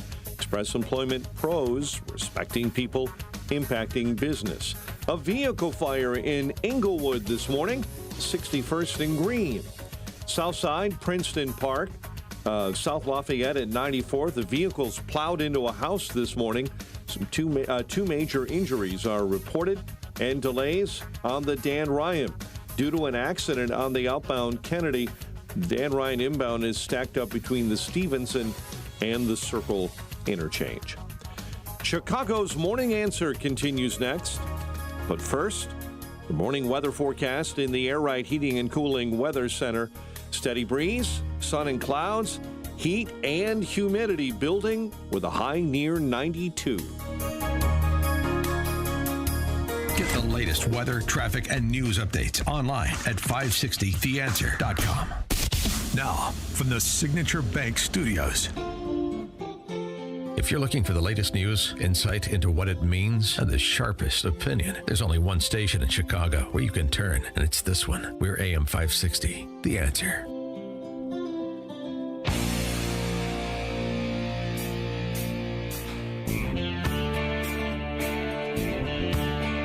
Top of the morning, Dan Proft here. Well, as one wag put it, Woodrow Wilson had a bad day at the court yesterday. Woodrow Wilson, essentially the philosophical godfather of today's racist, identitarian, neo-Bolsheviks. Sorry for the redundancies. The Slaughter case in particular, of course. 6-3 majority held that the president has the right to fire employees of federal agencies. Gorsuch writing, the court today takes a notable step back toward the Constitution by recognizing that the president is entitled to remove a principal officer who exercises executive power in his name. The court does much to vindicate what both FDR and James Madison understood. Under our Constitution, executive power does not belong to a, quote, headless fourth branch, unquote, but must be exercised through a chain of dependence running from the lowest offices to the president and from him to the American people. At the same time, though, Gorsuch warns, it would be a grave mistake to think that step is enough on its own. The fact remains that Congress has endowed formally independent agencies, not just with executive authority, but with enormous legislative and judicial powers as well. Yeah, that headless fourth branch. And now the president enjoys control over all those powers, too. From here, the only sure path is to finish the journey we start today and restore legislative and judicial powers where they belong, in Congress and the courts. We have tolerated adventurous theories long enough. It's time to return all the way to the Constitution. Which, in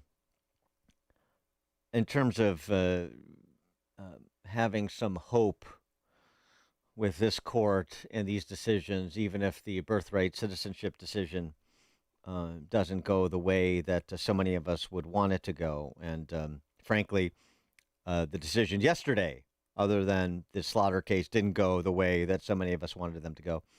Something that Judge Roy Altman said in a recent interview. He's a federal district court judge in Florida. In the 60s and 70s, there was a judicial philosophy that had taken hold of the Supreme Court of the United States. I think all 9 justices subscribed to it. The most powerful court in the land, maybe on the planet.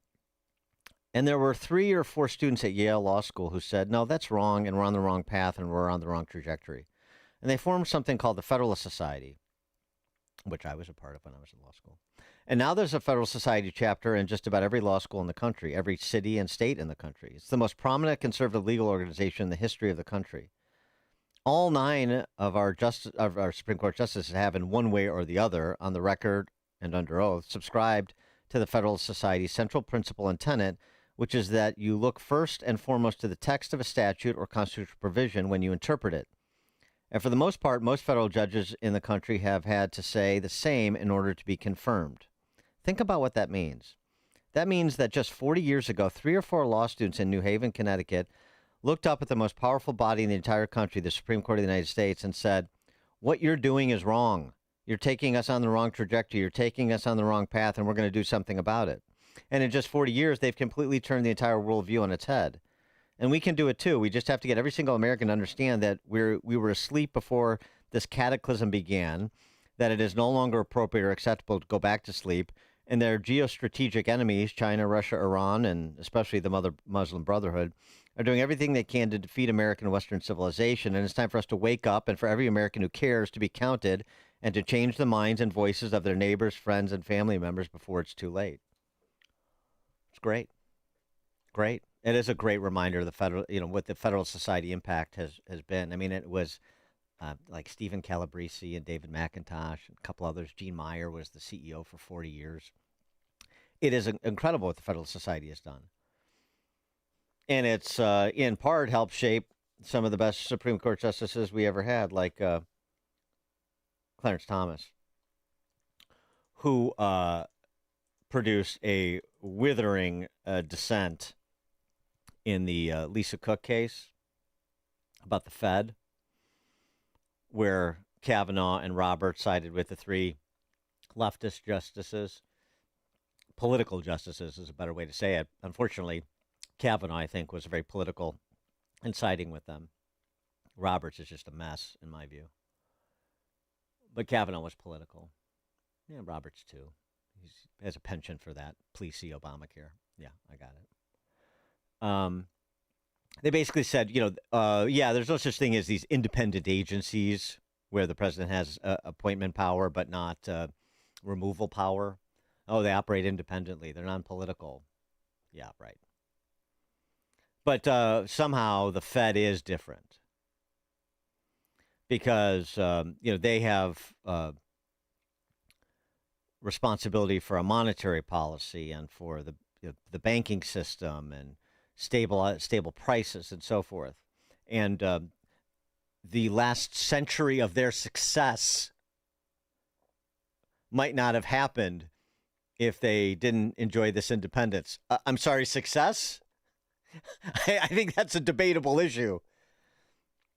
As Thomas wrote, many do not share the court's rosy appraisal of the past century. Yeah. But if the court prefers an independent Federal Reserve Board, then its issue is not with the president, but with the Constitution. Regardless of whether unaccountable executive officers like Lisa Cook would better govern the economy, the framers rejected such a promised land of technocratic governance.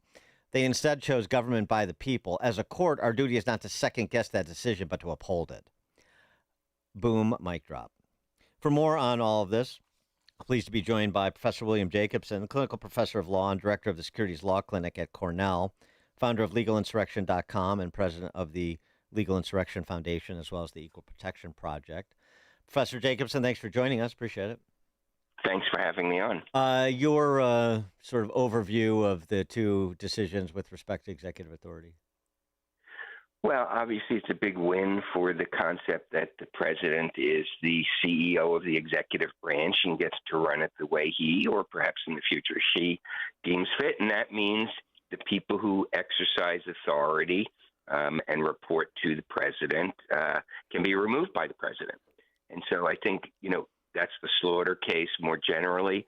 The Lisa Cook case, which has to do with the Federal Reserve Board, is, a bit of an outlier, I think, to that general principle because the court considered the history of the Federal Reserve Bank and viewed it as a little bit different than perhaps the other agencies. But generally speaking, this was a huge win for the concept of what I think is sometimes referred to as the unified executive branch, that if you're exercising the executive powers of the presidency, you are subject to the president's discretion as to whether you stay on board, as opposed to the concept of some sort of permanent bureaucracy, which is beyond any particular president in the executive branch. So I think it's a big win there. But, and Lisa Cook, not that they can't remove her, it's that they have to give her some measure of due process. Right. They have to. He can remove under Slaughter. He can remove Slaughter without cause. He can't. He can't remove Cook without cause. And so that's exactly what they said before they went on this tangent with the stylized history of the Federal Reserve Board's performance. But the other thing, it seems to me, is it continues to dilute, perhaps not as much as I would have liked, but continues to dilute. Going back to what I mentioned at the outset, this idea of being ruled by experts, and so we need to somehow insulate the experts from the people. And this whole concept of the continuing bureaucracy has not really been a problem for Democrats, because the people who are in that continuing bureaucracy are generally Democrats. Right. But in his second term now, Trump ends up losing a year or two to delay because of a recalcitrant bureaucracy. And so had this ruling come down 2 years ago, I think Trump would have been in a better position to clean house right away. And so that's really the problem. I mean, I do believe the court views this as a legal matter and a constitutional matter. I really do believe that. But politically, this is a Democrat issue. This is that they feel they're losing some measure of continuity and control, so that the next Republican president, if there ever is one, will have his hands tied. And this frees up the next Republican president and the next Democrat president to really clean house and get their own people in there. And so this does have significant political implications, perhaps not as present for some people. Yeah, and then when I was saying that I think Kavanaugh and to some extent Roberts made a political decision in the Cook case, I think they look at Trump's pronouncements and his fights with Jay Powell and say, I don't want this guy firing Kevin Warsh because he didn't cut interest rates. I don't want Trump riding roughshod over monetary policy. That's what I think they were thinking, but that's not a proper decision under the law, I would argue, the way that Clarence Thomas did. Yeah, well, again, and that's the issue. Is the Federal Reserve Board different than all the other agencies and executive boards? Is it something different? And the court said it was. But you have to have a constitutional basis to say that. And what's that basis? Well, I think I guess the Constitution is not ignorant of the history. I mean, when you look at provisions, you do consider what they meant at the time and how they were considered at the time. But you're right. I mean, that's the issue, that where are you getting this distinction? Where in the Constitution are you getting the distinction between the Federal Reserve Board and other boards? And I think you're right. It's not really there. They've created it based on what they viewed the context of how the Federal Reserve was created. But I do. It is that the Slaughter case is so important because it allows us to address this beautiful lie that is perpetuated. A good example of this is Barb McQuaid, who's a law professor at Michigan. The Slaughter case overturning precedent returns us to a spoils system where a president can, quote unquote, clean house every 4 years, destroying our professional, independent civil service. If only there was such talk about, searching for a unicorn. Professional, independent civil service. I wish you were right. Yeah, right, exactly. But these are the kind of things that, that are presented as, unquestioned. And we have a Supreme Court saying, please, stop it, Professor McQuaid. Right. And that's why it's so political, because she knows that this professional, class she's talking about, they're all Democrats. Republicans, generally speaking, don't stay over from administration to administration to administration. They're all Democrats. They're all D.C. insider Democrats. Some of them were my law school classmates who spent their entire career, at the Justice Department. Not that Justice Department would be, different than any other agency, but these are people who make a career, and they're all Democrats. They make a career of being in the federal government, and they're all Democrats, or almost all Democrats, overwhelmingly Democrats, and therefore, of course, the Democrats don't want the new president when there's a Republican to be able to get rid of people. Of course, right. That's what it's about. It's not about some special expertise or anything like that. And yeah, remember when Obama came into office and on day one, I think it was, fired all of the U.S. attorneys around the country. Right. And the media completely defended that. When Trump came in and tried to get rid of a few, they were absolute howls, political, blah, blah, blah. Authoritarian, Yeah, right. I wanted to get your take on the birthright citizenship case that will be announced today. The decision will be announced today, as you know. Do you think the court strikes down the EO but stops short of declaring that birthright citizenship is constitutionally mandated? Well, that's sort of, splitting the baby, that sort of nuance of we're not going to really go all the way. When they announce who wrote the majority, we'll know. If it's John Roberts, there's a pretty good chance that he will try to weave a path through this to not upset too many people. Mm-hmm. We'll see. The executive order is as to what documents the government will accept. I'm not sure. I don't recall from the oral arguments whether people made a distinction between the text of the executive orders versus the concept of birthright citizenship. I guess if there is a way for them to not address the underlying concept, they would do that, but I don't expect that's going to happen. I remember at one of the oral arguments, because this came up a couple of times, the birthright citizenship to the Supreme Court. The first time, though, was not really on the merits. And I think it was Sotomayor said something along the lines of, what are we beating around the bush here? We need to decide this on the merits. Does it exist or doesn't exist? I forget what the procedural issue was with regard to it. So, no, I think they'll hit it head on, and it's either yay or nay. And I don't expect that they'll try to weave something that, the executive orders are defective and therefore we don't need to reach the underlying issue. I just don't think they would have gone this far if that's where they were leaning. Interesting. Well, as one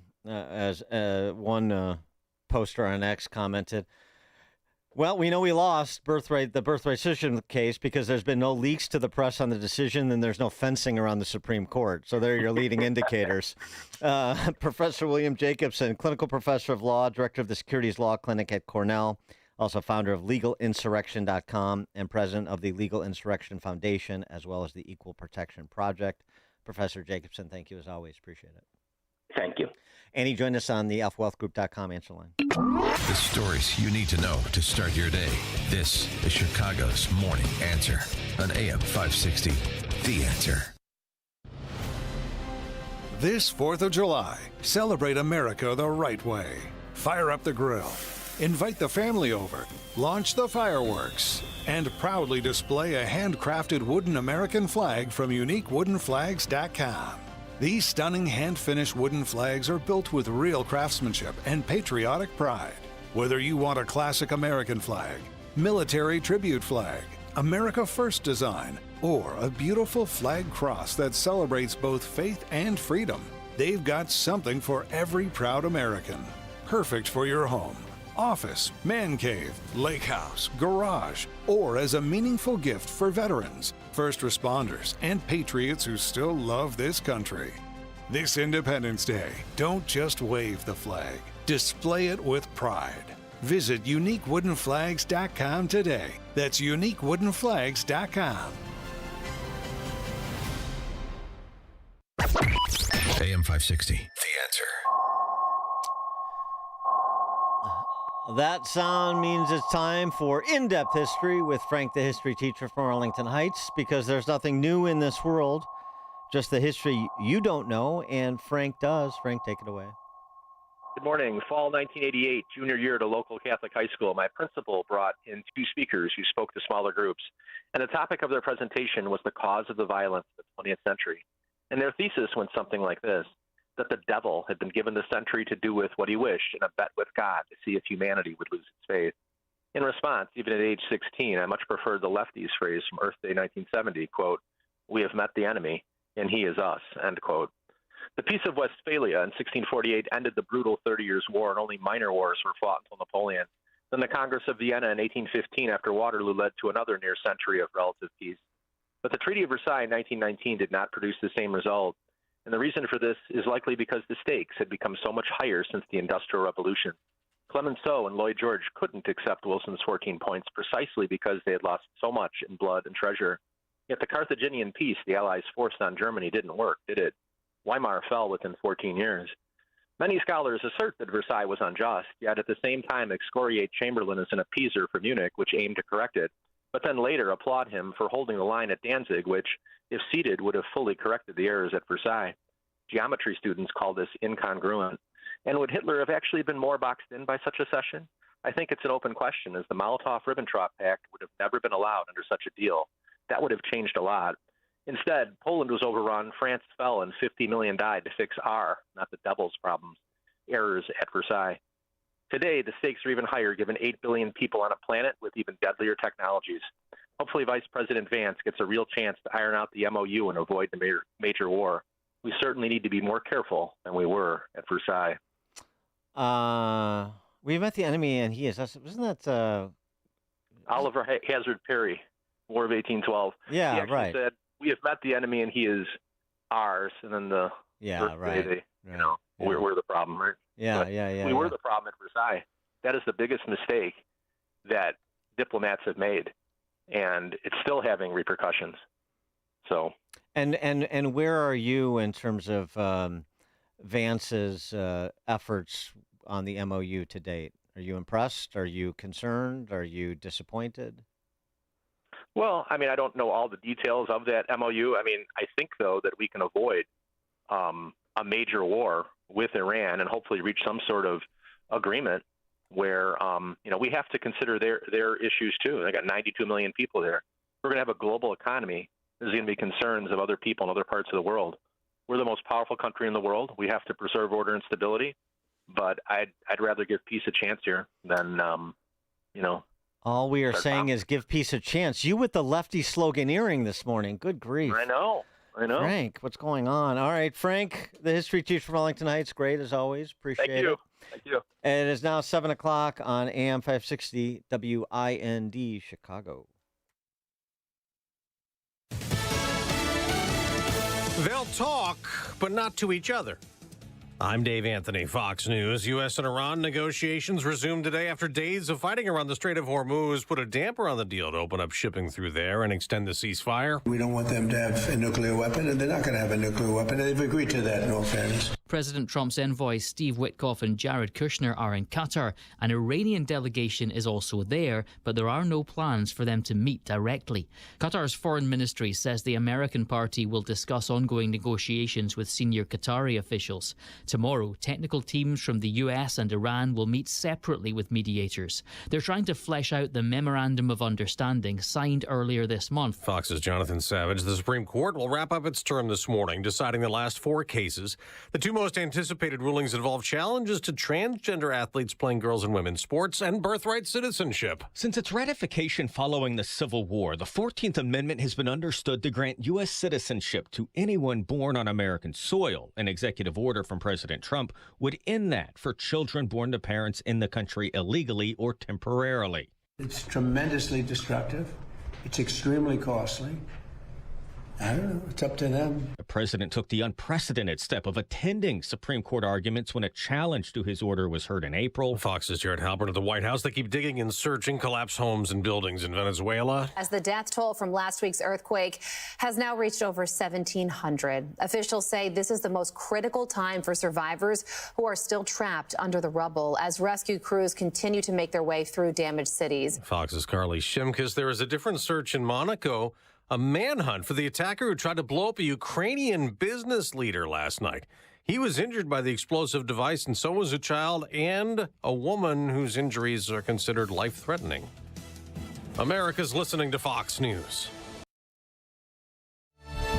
79 degrees. We have a steady breeze, but stifling heat and humidity already today, headed for a high of 92 or higher.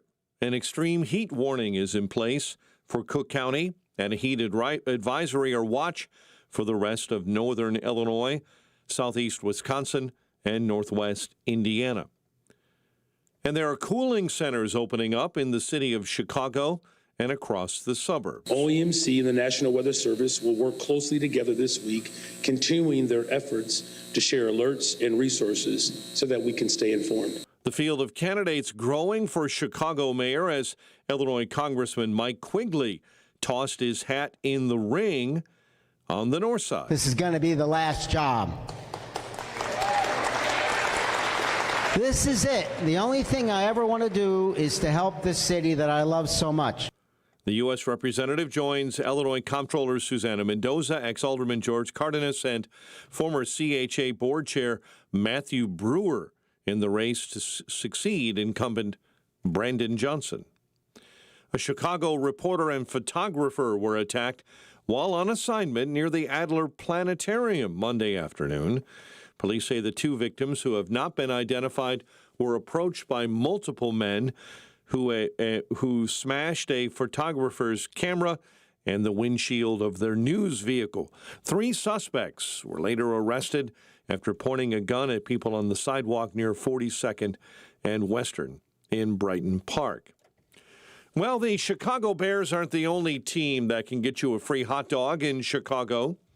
According to a post late Monday on the Chicago Fire's X account, the Wiener Circle is giving away today 100 free Polish dogs in honor of Polish superstar Robert Lewandowski, who was signed to the Fire this week. The Polish striker is one of the most accomplished players in the game today. Cubs over the Padres 3-2. White Sox beat up the Orioles 8-2. And the news is a service of the AM 560 Advantage, where membership has its privileges. Join today at 560theanswer.com/join. Check of traffic and weather coming up in 2 minutes on AM 560. Hugh Hewitt says we're in a propaganda war. Iran continues to do an alternative universe narrative. The president does push back all the time against the Iranian propaganda, but legacy media is in a hurry to peddle their narrative, which is they've won and they're winning and everything is fine. And we don't have any pictures or anything out of Iran because they've throttled the internet. The Hugh Hewitt Show. Afternoons at 2, right before Alex Marlowe at 3 on AM 560. The Answer. A small business affirmation from Progressive. Plumbers, today will be a good day. You will be profitable. Your clients will be nice. No one will stand over you and tell you how to fix the thing they actually hired you to fix. You will also feel at peace after switching to Progressive, America's #1 commercial auto insurer. See if you can save in as little as 8 minutes at progressivecommercial.com. Progressive Casualty Insurance Company and Affiliates. #1 commercial auto insurer from the NAIC's 2024 National Premium Data. Wesley Financial Group is not a law firm, and Chuck McDowell definitely not an attorney. This is Chuck. If someone talked you into buying something really silly and you want to get out of that silly little thing, my advice, get the facts. Call me and I'll send you our timeshare exit kit absolutely free. Inside, you'll learn how timeshare works and all your options for cancellation. Call Wesley now for your free timeshare exit information kit. 800-809-7171. That's 800-809-7171. Food, fuel jobs. It all starts with homegrown Illinois corn. Driving a $148 billion economic impact, corn supports thousands of jobs and strengthens communities across our state. It's advancing cleaner burning biofuels, expanding plant-based manufacturing, and growing a renewable economy. Illinois corn isn't just an agricultural success, it's a strategic investment in energy, innovation, and economic growth. See what's possible at ilcorn.org. Hello, everyone. Gary Sinise here. I'm thrilled to share that me and the Lieutenant Dan Band are returning to Cantini Park in Wheaton, Illinois, where we will be rocking for our vets. Join us on July 11th for the West Suburban Foundation for Disabled Veterans America 250 concert, saluting our veterans and supporting your veteran community. Tickets are on sale now at WSFDV.org, and I can't wait to see you there. Let's rock for our vets.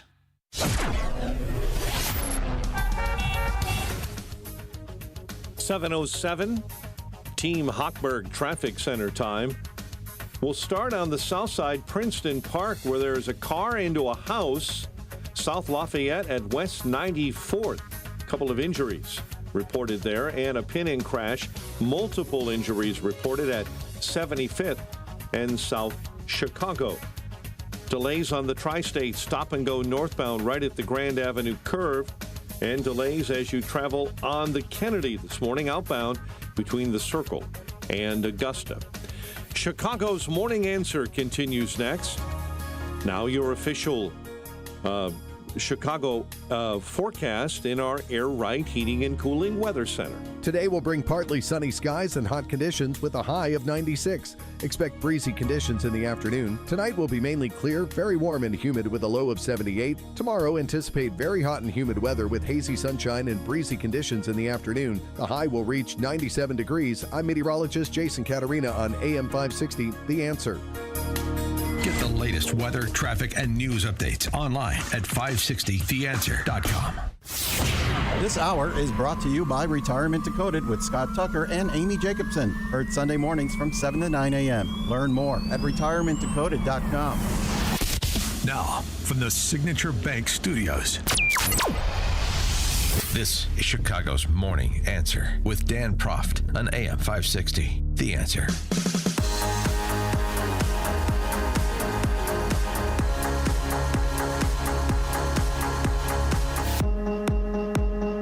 Top of the morning, Dan Proft here. President Trump asked about the rise of the neo-Bolsheviks, not just in New York,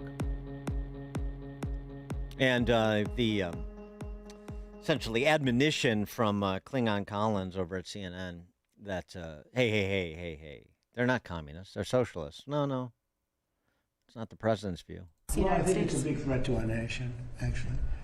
Because it's not socialism, it's really communism. They use the word social democrat because it sounds so nice, but it's really communism you're talking about. I think it's the biggest threat to our nation there is, maybe since our founding. That includes World War I, World War II, September 11th. It includes the Pearl Harbor attack. I think this is the biggest threat to our nation. People will smile when I say that, but the smart people are going to say, he's probably right. It's basically introducing communism into the United States of America. There's never been anything so dangerous. Totalitarianism, yeah, it's a problem anywhere it exists and whatever strain it's presented, communism, fascism, Islamism. And right on cue, AOC was asked to comment on the AI revolution. So, this is going to be good. And she's got some thoughts on it. They're not grounded in reality. I mean, they're not grounded in fact. But she has some thoughts. What you'll hear is very consistent with what you're hearing from all of these candidates. Like Daria Lisa, which is... the play here is to be as punitive against producers as we can be. I mean, ostensibly, right, for the downtrodden. We're going to redistribute down and, if you rob from Peter to pay Paul, you'll always have the loyalty of Paul. I get the philosophy. But the punitive nature of their approach to public policy really comes through. Because of these data centers, a lot of people's electricity bills are going up. Not true. Now your ability to buy laptops, computers, iPads, electronics in general is going to go up because the data centers are sucking up all of our own industrial supply. And so, we're paying in a lot of ways. We are subsidizing the development of a lot of these pieces of these AI data centers.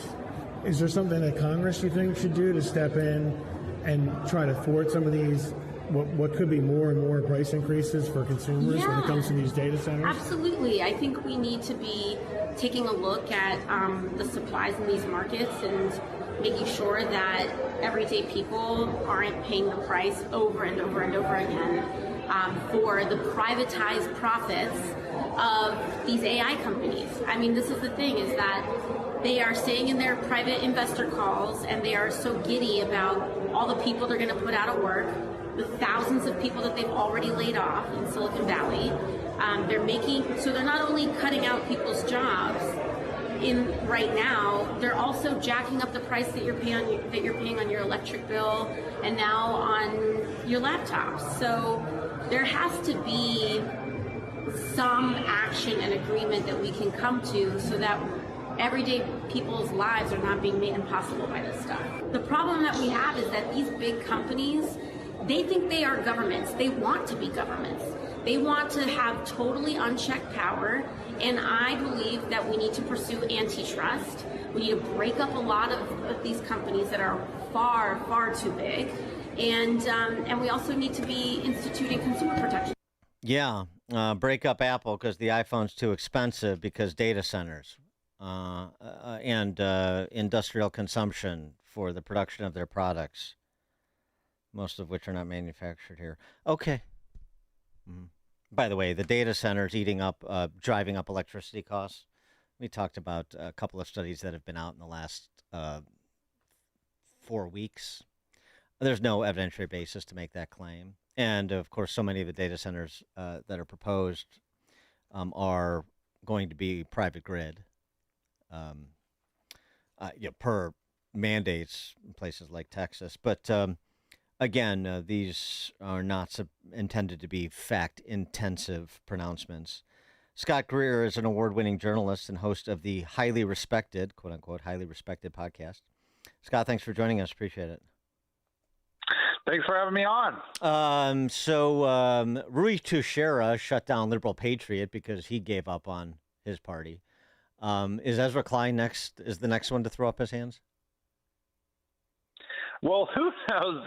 Ezra Klein is just going to go along with this. Ezra Klein keeps pushing for them to be more moderate. He wants them to embrace abundance liberalism that would be supposedly pro-free market. Right. But as we see in these New York elections and we see in mayoral races around the country, they pick the most anti-market, anti-capitalist, communist candidates possible to represent the party. The complete opposite of abundance. They're anti-growth. They want to have rent controls. They want to imagine that we could just build buildings with free of money, free of ordinary economic concerns. And that's who's winning. And these people are going to double down on all the policies that have made cities unbearable to live in. From pro-crime policies or soft-on-crime policies to idiotic economic proposals that force businesses and individuals to leave. And so it's the complete opposite of what all these Democrats have been pushing for, to have a more moderate Democratic Party, to have a more pro-growth Democratic Party, to have a Democratic Party reach out to independents. But when you look at DAC in New York, who is they found an old birder account of hers showing that she is fully pro-communist, not even pro-socialist. Yes. She has endorsed all the communist policies in the past and was loved communist dictatorships. This is who's now representing the Democratic Party. Yeah, and just on the growth side of it too, so I mean, not only are they not embracing the quote-unquote abundance agenda, except in the form of redistribution, which is not the intention of the Matt Yglesias and Ezra Kleins and this construct. But I mean, within the DSA cadre, I mean, they are actually degrowth. I mean, the degrowth is actually a thing, the degrowth movement. Yeah, absolutely. They want degrowth. And even they don't propose any of the grand, ambitious projects that they would have had even a few years ago. You know, we all remember the Green New Deal, but that was a bit too ambitious. There was too much growth with that. I mean, they imagined that we're going to have all these environmentally friendly government-initiated projects, but that's even too ambitious for them. They don't even want that anymore. They're going to somehow have high-speed rail with insane level of taxes and all these policies that are designed to ensure that nothing gets built, but somehow we're going to have high-speed rail. But that's the only measure and only project they can have. Anything else, you know, if there are new businesses setting up, if there's new economic growth in a city, that is inherently bad because that means that somehow the poor are getting robbed, that the poor are not getting their fair share, and we have to put an end to that. Yeah, you can even see in Seattle what's happening, where they're forcing all these businesses to leave with their stupid economic policies that they're proposing. Yeah, I mean, as AOC, going back to her said, no one can earn $1 billion legitimately. It has to be fraud or plunder of some sort. No one can do that legitimately. Yeah, absolutely. Is that if anyone makes that much money, it must have been through theft. It was not through honest hard work. It wasn't through innovation. It wasn't through coming up with a new business strategy that appealed to more and more people. It has to be unfair, and it has to be through theft and robbery. That's the only possible explanation for them earning $1 billion, and they don't want any billionaires. They feel that they are robbing the people rather than creating jobs, creating new economic growth, creating new things that people actually want to buy and make their lives better. They think it's all about robbing the poor. That's their whole view of it. Senator Chris Murphy is embracing the warm embrace of collectivism, but he says, we're big tent with big ideas, and here's his big idea. I think our party should have bigger ideas. I put one on the table last week, a $25 minimum wage. Wow. And I think we do have Big to have idea. answers for the way in which corporations and billionaires are taking over and corrupting our politics. So I do think that there is somewhat of a trend that candidates who are confronting concentrated corporate power in a meaningful way are winning. And I think that is something that the Democratic Party should pay attention to. The big idea, $25 an hour minimum, wage floor, just like the big idea, 5 years ago was $15 an hour. I mean, these are their big ideas. And the corporate power thing, of course, is what they really want to do is just fold corporate power into the state, which is fascistic, ironically enough. Yeah, absolutely. And what we're seeing on the left is something I document, but in a very different way from what I document in my new book, White Pill, on what's happening on the right. With Trump and many other conservative figures, the conservatism completely transformed over the last decade. There were all these Republicans wanting it to go in a moderate direction, which would have turn on the base and turn against the base's interest, which for us conservatives, that was not a good thing. And then thankfully we had Trump and others who made conservatism much better over the last decade. But we're seeing a similar thing that the activists and the left-wing radicals of the Democratic Party transformed the left in a way that is more socialist and more communist. I mean, the idea of proposing a $25 minimum wage is just insane. That would destroy businesses across the country. That would stifle economic growth. But they feel they have to go with a higher number to deal with these socialist candidates who keep winning in these races, is that that's the only way that they can maintain their position. That people like Chris Murphy, who's supposed to be a moderate, by the way, he's presenting himself as a moderate candidate. Yeah. And he's proposing these radical ideas, and that's showing how the radical activists are transforming the left in a more socialist direction. Well, I mean, he says I'm not a Democrat socialist, and then you listen to what he says and you look at his voting record, and I mean, it's indistinguishable from AOC. It's like Chevalier, Daria Lisa beat Espelot. Espelot had a higher progressive ranking, leftist ranking than AOC did, but it wasn't good enough because he was, not hostile enough to Israel, and thus the need to replace him with a real apparatchik who, still has the Lenin posters up in her studio apartment. So but the thing too, So Murphy's a fraud. The $25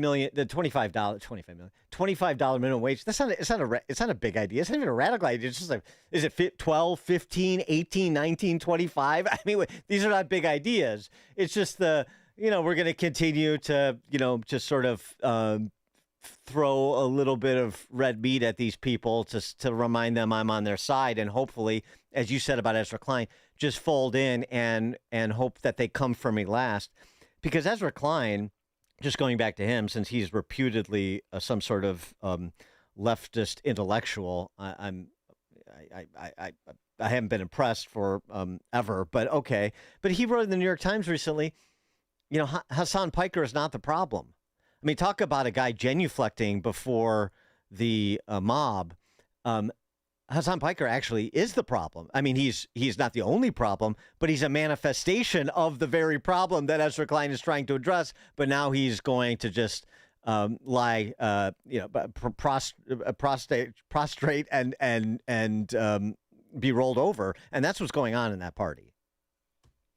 Absolutely. The Hassan, they cannot resist the Hassan Pikers. They're steamrolling through the party, and they can't resist them. And this is contrary to what we would have expected, or what they were trying to claim to expect in early 2025, where they're like, we lost the 2024 election because we're out of touch. We're too radical. We were promoting open borders and all these crazy ideas. And now we see in middle of 2026 that they've gone back to abolishing ICE, that they're electing soft on crime mayoral candidates who don't want to enforce any crimes or enforce any laws, that they want to redistribute all the wealth from middle America to their special constituencies, that they want to destroy our economic system on behalf of harebrained ideas and harebrained ideals, and that they are open to embracing socialism and communism. This is the complete opposite of what their figures such as Ezra Klein and even what Gavin Newsom and others were trying to present the new Democratic Party as. Instead, it's something very different. When you talk about your book, you mentioned White Pill, the online right and the making of Trump's America. Are there things that concern you about the online right? Well, there's things that concern a lot of things about the online media sphere, because the online media sphere has a lot of great things about it. Is that it is free of mainstream media censorship, and is that we're allowed to get to the truth independent of liberal journalists deciding what the truth is for us. And so millions of people are now introduced to stories that they would have never otherwise heard about. And that it makes it far harder for the media to whip up outrage over fake news stories. Like there's, to go back 20 years ago, think of the Duke lacrosse case, where the mainstream media was able to whip up the nation over a completely fake, made-up story, but it fit their racial narrative that they wanted to get people hyped up about. So that's one good thing. But then there's the problem that people fall for some rather loony conspiracy theories on the internet, and people go on there, and it's hard to distinguish what is true and not. It's up to the individual to determine that. And when you have the old media format of traditional media, CNN, CBS, ABC, journalists told you what the truth was, even if it wasn't the truth. But now today it's up to the individual, and sometimes the individual consumer on the internet has a hard time deciding what's true or not. And so they might believe, space aliens are causing forest fires all over the world and stuff, or space lasers and even that. So you do have a type of, the freedom of information is incredible and amazing, but you also have, you're relying on people's discernment to determine what's true or not. And that can lead to some wacky results. So that would be one of my main concerns with the online media sphere and with the online right itself. Some of the people aren't in America and they have their own concerns, and then they try to infiltrate within the online right with it and make it their own priorities and concerns. Because, anyone's on the internet. You don't know who that person is. They could be claiming that they're some proud American patriot, and there's some Pakistani, scam artist of some sort. So you have to worry about those issues as well. But I think what you're seeing now and the new media infrastructure that we have, thanks to the internet, it is a lot better than the old traditional media infrastructure, which was able to whip up hysteria and fake news stories, and there was no way to challenge it. Now it's an easier way to challenge that misinformation and disinformation that was coming from places like CNN. Scott Greer, award-winning journalist and host of the highly respected podcast. His new book, White Pill, The Online Right and the Making of Trump's America. Scott, thanks for joining us. I appreciate it. Thank you. Thank you. And Scott joined us on the alphawealthgroup.com answer line. The more you listen, the more you'll know. This is Chicago's Morning Answer. Morning Answer on AM 560. The Answer. And now it's time for the Cat's Corner. This is John Katsimatidis with the Cat's Corner. I want to get something off my chest. We have too many professional politicians. I go back to that original movie, Mr. Smith Goes to Washington. We need common sense business people that go to Washington and they want to do the right job for everybody. We don't need professional politicians that go to Washington and are on the payroll of every lobbyist in Washington. That turns my stomach. And I live in New York State. I see what's happening in New York State. I see what's happening in California. I see what's happening in Illinois and these blue states. And I was a Bill Clinton Democrat and still good friends with President Clinton. Common sense, wanting to do the right thing for all Americans. And I think that is important. Let's vote for common sense. Not the smile, not necessarily the good-looking politician, not necessarily the person that's trying to tell you you're going to get everything for free. Think things out. That is today's Cat's Corner. I'm John Katsimatidis. Each morning, the newsmakers and the newsbreakers shaping today's conversation are heard on the alphawealthgroup.com answer line on Chicago's Morning Answer. When you need answers about what's happening in your world, you turn to AM 560 The Answer. And when you need answers about how to prepare for and protect your retirement, you turn to the Alpha Wealth Group, now the proud sponsor of the AM 560 Answer line, right here on Chicago's source for news, opinion, and insight. AM 560 The Answer. On Salem News Channel, principled voices are shaping today's conversation. Scott Jennings brings clarity to the toughest debates. Josh Hammer's blistering commentary puts politics and culture on trial. And Alex Marlowe's insight connects us to what matters most. Watch anytime on Samsung TV Plus, Pluto TV, or find us on your screen at snc.tv. 3 new shows, 1 powerful lineup. Salem News Channel, across America. Making the switch to a new communications and IT company may seem like a big ordeal, but if you're not getting the reliable support, consistent internet, and secure solutions your company needs, meet Access One, your local Chicagoland IT experts. Access One has been powering Chicago businesses with secure, reliable IT solutions for over 30 years from our headquarters right here in the West Loop. Whether it's VoIP phones, dedicated internet, managed cybersecurity, cloud backups, or 24/7 support, Access One is here for you. Serving thousands of companies from Naperville to the North Shore, Access One is Chicago-owned and Chicago-run, a trusted IT partner for law firms, clinics, tech startups to manufacturers. We'll make the switch easier than you think. Let's talk. Call 800-804-8333 or visit accessoneInc.com. Rated top 5% in customer satisfaction and a Better Business Bureau A+ rated business. That's accessoneInc.com. Tech made personal, locally. Hi, I'm Ken Mariotti, owner of Woodland Windows and Doors, a third-generation family-owned business since 1969. We know you're bombarded by choices when shopping for new windows or doors, so we're inviting you to experience the Woodland difference. For decades, we have been transforming living spaces with Marvin Windows, a fifth-generation family business. Marvin replacement windows have been known to increase the warmth of your cold rooms by 10 degrees. Think about that, 10 degrees warmer. When you welcome Woodland into your home, you will get a product expert to transform your living spaces, full-time, dedicated professional installers that you can trust in your home, along with the best products like Marvin. These are the reasons we're proud of our 5-star reviews and family legacy. No gimmicks, no pressure, and upfront pricing are why Woodland Windows and Doors is your trusted window and door expert in Chicagoland. Visit woodlandwindows.com to book your free in-home expert consultation.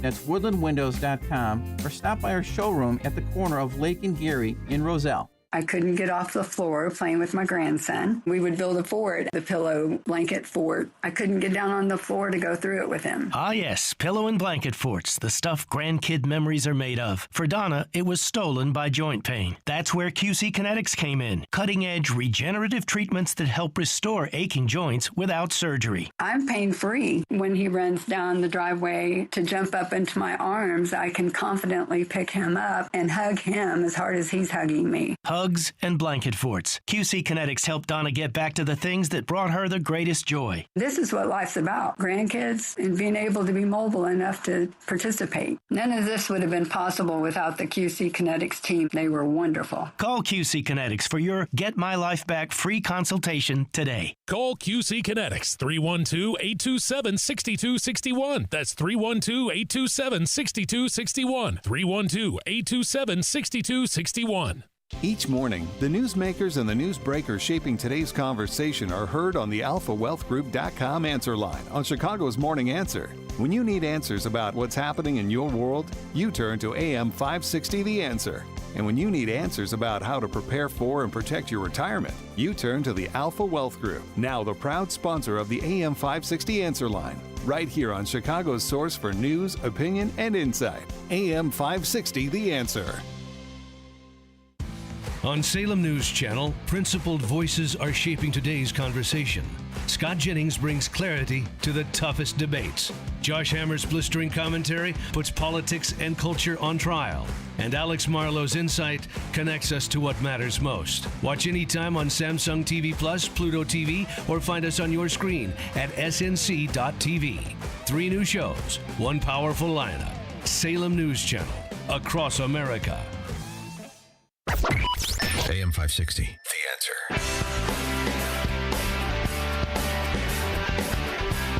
Coming up at 7:37, Mark Lennon, founder of WirePoints.org, joins us for our weekly conversation about all things Illinois policy related, including sticking on data centers since AOC brought it up.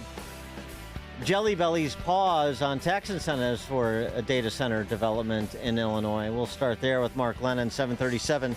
Now we check the headlines with Mike Scott. 732, 79 degrees, a steady breeze, but hot and humid today. An extreme heat warning is in place. Another big day for the Supreme Court, a flurry of decisions on Monday, and big rulings set for today. The Supreme Court will decide whether Idaho and West Virginia's laws preventing transgender athletes from participating in girls' and women's school sports teams can stand. 2 transgender athletes allege the measures are unconstitutional and violate Title IX, a federal law which prohibits sex discrimination in education. State officials argue athletes who are born male have a biological advantage over females on the playing field. The court's ruling is expected to impact similar laws in more than 24 Republican-led states. The justices are also set to hand down remaining opinions on cases related to birthright citizenship and campaign finance. Kristen Goodwin, Fox News. The U.S. and Iran are due to hold talks today in Qatar while President Trump made the announcement, claiming Iran had requested that meeting.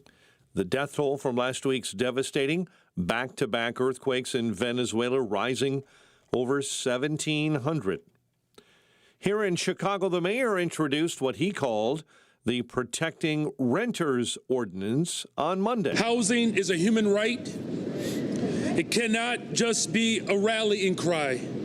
It must be the reality for every Chicagoan. Landowners and apartment managers argue there's no need for additional regulations that impose even more burdens on their ability to pay their mortgage and maintenance costs. 3 suspects were later arrested after pointing a gun at people on the sidewalk near 42nd and Western after police say they were involved in an attack on a Chicago reporter and photographer near the Adler Planetarium on Monday. It happened just before 4:30 in the 900 block of East Solidarity Drive. And police continue investigating after a CTA switch worker was killed in a shooting on the far south side. Thomas Kevin Barlow was shot and killed early yesterday in the 9900 block of South State Street. Cubs erase an early deficit and walk off the Padres 3-2. White Sox plated 6 runs over the final 2 innings, beat the Orioles 8-2. The news, a service of the AM 560 store. T-shirts, hoodies, and more from your favorite AM 560 brands, including Proft University. When you go to 560theanswer.com/store. A check of the roads coming up in 2 minutes on AM 560. Larry Elder says the facts don't lie. It's been studied. And conservatives are far more generous with their time, with their money than are liberals. It isn't even close, primarily because conservatives are more religious. Religious people give far more money and donate far more time than do non-religious people. Religious Democrats, by the way, give just as much as do conservatives. There's just far fewer religious Democrats. So it's not even close. The Larry Elder Show. Weeknights at 8, right before Sean Hannity at 10 on AM 560. The Answer. It's Reveille. Ronald Reagan famously said, "Freedom is never more than one generation away from extinction." Reagan made this remark in 1967 at his first inauguration as governor of California. His remarks came 22 years after the end of World War II and in the midst of the Vietnam War and the start of radical socialist political unrest on college campuses. We've seen this before. Just 6 years before his remarks, the Berlin Wall was constructed and communism was ascendant and prolific in all parts of the world. The greatest generation, which had fought fascist Germany and understood the real threat of communism because they saw and experienced it directly, were fortunately at that time in control of government, industry, and the culture. They heeded Reagan's warning, elected him president in 1980, and in most cases lived to see the fall of the Berlin Wall in 1989 and communist Eastern Europe a few years later. This greatest generation were men and women like my father, who served in World War II and earned a Bronze Star in the Korean War. Memorial Day, July 4th, Veterans Day, they proudly raised the flag, attended the local parade, and placed their hand over their hearts as the American flag passed by. Now in 2026, as we celebrate our 250th birthday and the founding of the greatest nation on earth, the nation that first set out in writing that all men are created equal, endowed by their creator with inalienable rights, and that they are to be the authors of their government, not ruled by a king.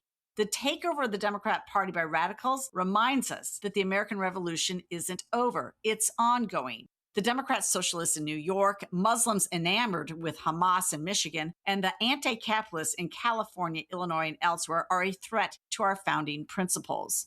American patriots in this generation must do their part.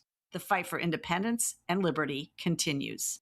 I'm Jeannie Ives. Join me on The Real Story Monday through Friday at 11 a.m. and sign up for my newsletter at breakthrough-ideas.com. President Trump has triggered a $200 billion tech disruption, and Wall Street is asleep at the switch. This $200 billion investment in chip technology could make today's artificial intelligence chips obsolete. Technology that will make today's AI data centers a thing of the past, like IBM's old mainframes. While most investors are focused on old-fashioned AI, there are three companies quietly building a trillion-dollar triangle that could transform every tech sector on Earth. These three companies are gearing up to develop and manufacture supercomputers the size of a dinner plate. Institutions like Vanguard, BlackRock, and State Street are pouring more than $200 billion into this AI revolution. Investment guru George Gilder has been predicting tech revolutions for more than 40 years, including the iPhone, Netflix, and Amazon. Now he's got his finger on three companies whose technology will change tech forever. Log on to TrillionDollarTriangle.com to find out which three companies are working on what could be the biggest tech disruption since the internet. TrillionDollarTriangle.com. That's TrillionDollarTriangle.com. Eggland's Best, the only eggs with more fresh and delicious taste, plus superior nutrition. Eggland's Best. Better taste, better nutrition, better eggs. 9 Team Hotbird traffic center time. Accident, right lane blocked on the Jane Addams Toll Road. It's eastbound I-90 just before the Fox River Bridge. Have an accident Southside Grand Crossing neighborhood, 79th and Chicago Avenue. They're clearing up a pin-in crash there. Multiple injuries, and CTA number 30 South Chicago buses are being rerouted this morning. Kennedy outbound, you're already jammed up between the Circle and Division, and then Montrose to Sayre. Traffic is a service of Mattress Firm. Trouble sleeping? Upgrade to the great sleep you deserve at Mattress Firm's July 4th sale. Choose from a curated selection of top brands.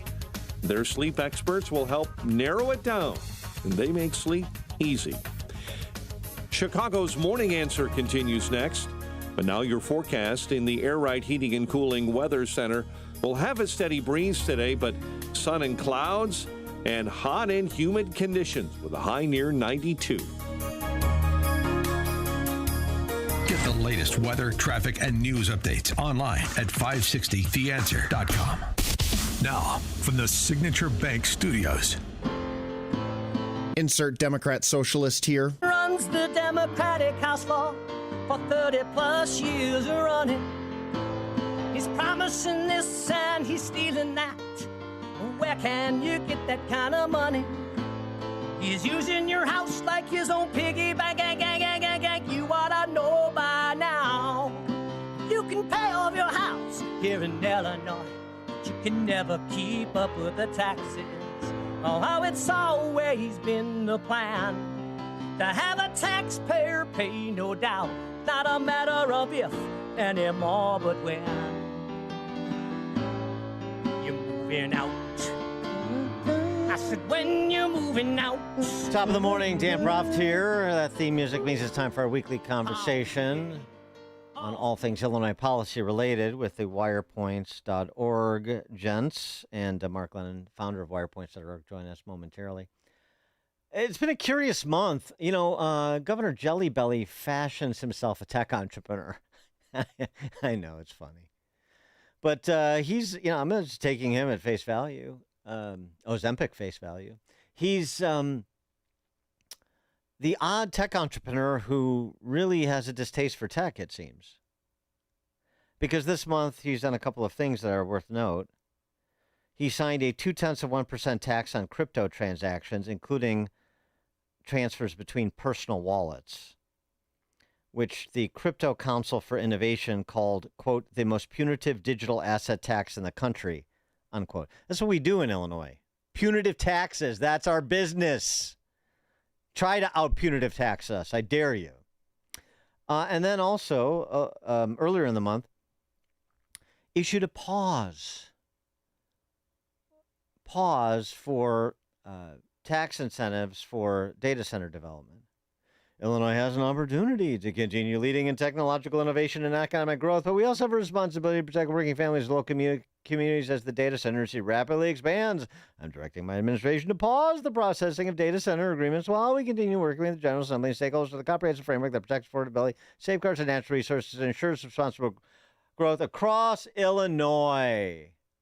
In other words, he's succumbing to the pressure, the same thing that AOC is succumbing to with her misinformation about data centers. I mean, just the facts are just wrong. You can argue about data center development, but you have to at least tell the truth about things like impact on electricity rates as we understand it right to this day and so forth. And they're not doing that because they have to appeal to that proletariat, the revolt they're leading, phony as it may be. And so that's the same thing J.B. Pritzker's doing here. He's running for president. He can't be seen as, you know, being in business with Mr. Wonderful and the tech oligarchs. That doesn't work. So you want to cast your lot with JB and BJ and AOC and Daria Lisa and the whole cast of characters, Zoran Mamdani and the whole cast? I don't know.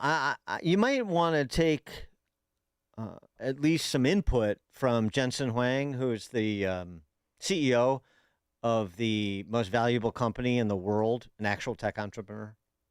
You know, NVIDIA, at least by market cap, $5 trillion market cap. His perspective on AI and AI development may be something to offer more heed. You know, Jim, in the last call it 100 years, without the automotive industry, what manufacturing did we really do? You know, the United States has been declining in manufacturing for some time, and the computer industry was largely outsourced, and it became really an intellectual property job, right? Information processing job, and over the course of the last 50 years. Our economy and our communities have really changed in shape. And we really need to figure out a way to bring back manufacturing. However, how do you fundamentally bring back manufacturing for industries that have existed forever? You and I, you know, we're strategists. CEOs are strategists. And when we think about how do you enter into a new market, how do you drive prosperity, how do you drive growth, driving growth, you can't go and compete with somebody doing something that they've been doing for 50, 100 years. And so we need to look for a transition, a phase shift, a new industry that happens where all of a sudden a whole bunch of new skills, a whole bunch of new factories, a whole bunch of new companies that didn't exist before can now exist. Yeah. And this is the perfect time for the United States. We are going to re-industrialize the United States in precisely the type of plants that were either unnecessary or not enough in the past. The prospect of reindustrializing the United States, that should perk up ears in Illinois, but it won't. No. Stick with JB. Ignore the guy running the $5 trillion company. It's a good plan. Mark Lennon, founder of WirePoints.org, joins us now. Mark, thanks for being with us. Appreciate it. Mark? Hey, and yeah, in the face. You're cutting out on us, Mark. Oh, can you hear me? No. Go ahead now. I'm sorry, you're going to have to call me back. Okay. Yeah, sure. All right, we'll try to get Mark Lennon back. We'll be right back.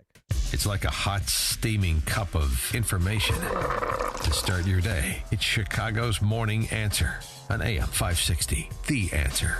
Hi, I'm Ken Mariotti, owner of Woodland Windows and Doors, a third-generation family-owned business since 1969. We know you're bombarded by choices when shopping for new windows or doors, so we're inviting you to experience the Woodland difference. For decades, we have been transforming living spaces with Marvin Windows, a fifth-generation family business. Marvin replacement windows have been known to increase the warmth of your cold rooms by 10 degrees. Think about that, 10 degrees warmer. When you welcome Woodland into your home, you will get a product expert to transform your living spaces, full-time, dedicated professional installers that you can trust in your home, along with the best products like Marvin. These are the reasons we're proud of our 5-star reviews and family legacy. No gimmicks, no pressure, and upfront pricing are why Woodland Windows and Doors is your trusted window and door expert in Chicagoland. Visit woodlandwindows.com to book your free in-home expert consultation. That's woodlandwindows.com, or stop by our showroom at the corner of Lake and Geary in Roselle. AM 560. The Answer. Okay, let's try again. Mark Lennon, founder of WirePoints.org. Mark. Yeah, how ironic. Our tech was failing there. And Paul Pritzker. In the face of these monumentally complex and important problems we're facing about reindustrialization that you described, and tech centers, data centers, and all the rest, what is our actual policy? It's sticking. Pritzker is just sticking his finger up in the wind and reacting to public concerns. Most recently on the data centers, Illinois taxpayers have put in $1 billion in subsidies into these things, 27 of them over just a 4-year period ending in 2024. Why? Because it was, techie and popular, and in the whim of the governor, that was a good thing. He's got a lot of discretion to use the tech slush funds and the economic development funds to do what he wants. Now people reacted against these things, so what does he do? He puts a hold on it. This is no way to make policy. We're just fumbling along the way. And same with all those other taxes that you just described, the slew of new taxes we discussed last week, that they're all subject to serious legal challenges. It's going to be a mess to sort this stuff out. Again, why did he slap these taxes on? Well, because Musk became a trillionaire, and there's an op-ed by Democrats in the paper saying that was the real intention of those taxes. You know how to stop trillionaires? Put on all these taxes like we just did, never mind whether they're legal or not. So, these are very complicated problems. On the question of data centers, I don't have all the answers, but it's going to require a lot of thought. And, if there's any people that don't have the capacity or the interest in figuring this out and getting it, it's the Illinois legislature, as we've seen time and time again with their doomed energy and environmental policies, which are just a total mess. And we're looking at a crisis with energy costs. Yeah, no, I mean, they're captive to the apparatchiks that they groomed. And so they serve those political interests. And to the extent that those align occasionally with the state interests, well, that's a happy coincidence, but that's not the priority. Priority is his presidential ambitions. The priority for the noblemen and magistrates of Springfield is the retention of their offices, or the next rung up, like you see people doing in the mayor's race now, or attempting to do, like, Spanky from our gang, that Mike Quigley character. I mean, or Ali G, these Mimbos. I mean, that's all this is. But I guess in the absence of an alternative philosophy that is presented in a compelling fashion, then that is what will dominate, to the detriment of even those who are cheerleading it. And so it goes. Brian Costin over at Americans for Prosperity, the Illinois chapter, noting that businesses continue to leave Illinois, but the flight is at an increased pace, where we were looking at 70, 80, 90 companies a year for the last decade. Now it's looking more like 150, 200, 250. About 4 companies per week to other states we're losing right now, according to Costin. Yeah, Brian is doing a lot of excellent work over there. He's really terrific, and he gets his facts right. I mean, think about it. If you're a business person and you see what the process is going on in Springfield, how do you know whether you're going to be the target of the next socialist sort of wave of public sentiment, where they, as I say, just stick their finger up in the air and decide that something's not popular anymore and whack that industry. And boy, your segment was right, where you're tying this really to communism. I mean, this is a really morphing into a flat-out communist, not just socialist. It's not democratic socialist. There's all kinds of anti-democratic elements in this movement on the left that scares the daylights out of me. And I've got a lot of criticisms of Trump, but that little segment you played earlier with him saying that this is the biggest threat America has ever faced, this radical left movement in the Democratic Party, I think he's dead on right. That's what scares the daylights out of me. Yeah, and and we talk just on the business flight topic, we talk about high-profile companies, of course, but then there are companies that are outside of Chicago Metro, in exurban or even rural communities. And I just think, like last year when Johnsonville Foods shut down their plant in Momence and put 275 people out of work because they're moving operations to Kansas and Wisconsin, where it makes more sense to be, apparently. It's just like that's 275 jobs, that doesn't register in Chicagoland if a big company shuts down a facility in Chicagoland and a couple hundred jobs. But in a town like Momence and towns like that dotted all over Illinois, it matters a great deal. And those towns can go the way of Rockford or Danville or Galesburg pretty quickly.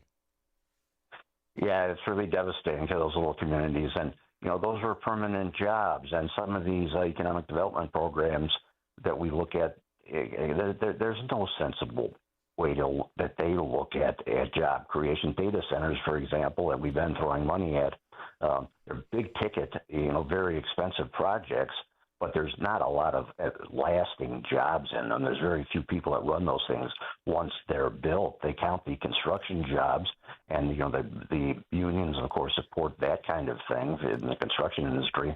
Well, if Jensen Huang is right, and this AI revolution that will need to be powered in part by data centers, it generates a reindustrialization of the United States, then Illinois is ideally situated because of our location and our workforce and so forth. But you have to be, ready and willing to seize an opportunity, which doesn't seem like we are. That's right. It's potentially a great opportunity if we could get this figured out properly. And I just don't see any serious thought going into what the proper policy should be on this. And consumers are rightfully concerned about who's going to pay for this. But do you think the Democrats are going to take a hard look at who really bears these taxes? If, for example, you make the data centers pay for their own electricity, does that get passed on to consumers? I think it probably will, but it kind of depends on the industry and how it shakes out. No one's looking at those issues seriously, and don't expect it to happen. Well, I mean, not because I'm a Florida resident, but just because that filthy animal in the governor's mansion in this state loves to compare Illinois to Florida. So let's compare. Ron DeSantis just signed his state's budget for this fiscal year, which is smaller in real dollars, smaller than last year's budget, which has been the case, shrinking a state budget in the state of Florida, which is about as populous as New York. 4 years in a row, Florida's state budget is less than half of New York's, despite having the same population. Rainy day fund full. It's triple the size of what it was 7 years ago when he took office. And that's with no income tax and no estate tax and a property tax relief proposal to exempt the first $250,000 of assessed valuation. I mean, this is what growth can do, but you have to orient yourself towards growth. Yeah, and a soaring population, a shrinking budget and a soaring population. Imagine that. You know, and we of course we've got the opposite here. Our budget under Pritzker has gone from 34 million to 57 billion, with a flat or shrinking population. Something is really out of kilter here, and the long-term consequences for the country are extraordinary. Mark Lennon, founder of WirePoints, wirepoints.org, all things Illinois policy related. Mark, thanks for joining us. Thank you, Dan. Take care. Take care. Annie, join us on the alphawealthgroup.com answer line. It's like a hot, steaming cup of information to start your day. It's Chicago's Morning Answer on AM 560. The Answer. Chicagoland certified financial planning professional Tim Stearns discusses taxes in retirement. Most people are paying more in taxes and keeping less of their money to live and do what they enjoy. That's why we've put out the retirement tax bill calculator online. You can see with your own eyes just how much you might be overpaying. It's a valuable tool, $500 value, but we made it free for you to view and run your own numbers at MVPCFP.com. That's MVPCFP.com. To run your retirement tax bill calculator, go to MVPCFP.com. Investment advisory services offered through Cornerstone Securities, LLC. Welcome to another edition of Tuesdays with Tim. My friend Tim Stearns, a certified financial planner with TJ Stearns Financial Planning in Arlington Heights. Tim, how are you? Welcome back. Doing well. Thanks for having me. So, Tim, let's check in on how you've been helping clients achieve financial security and peace of mind. Perhaps you have a story or two, a success story or two, an example of how you've helped clients recently. I remember I had a neighbor who, believe it or not, was a longtime listener to your show. And he had come up to me in the yard and said he wanted to stop and smell the roses and kind of get out of his job. He was done taking the train downtown to Chicago every day and basically working 60 hours a week for a company that didn't really care about him or his family. So we started running numbers, and lo and behold, he was able to retire 5 years earlier. He's now 12 years retired. He's a grandpa. He's loving life. He, too, needed a protect and grow blueprint, and he had to make sure he wasn't leaving anything to chance for their future. Thank you, Tim. If you're in your 50s or 60s, I want you to speak with my friend Tim Stearns, TJ Stearns Financial Planning.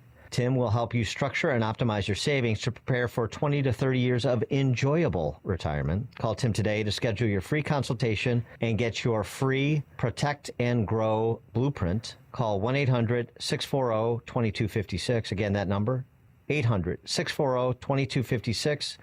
Tell them I sent you when you call Tim at 800-640-2256. AM 560. The Answer.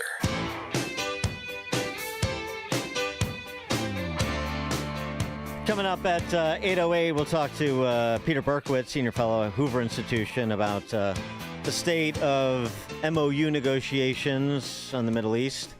It is now 8 o'clock on AM 560 WIND Chicago. They have 4 cases left to decide. I'm Dave Anthony, Fox News, and the Supreme Court will give us those rulings next hour and wrap up this term. The most anticipated one involves birthright citizenship, so important to the president, he made history attending the hearing on the case.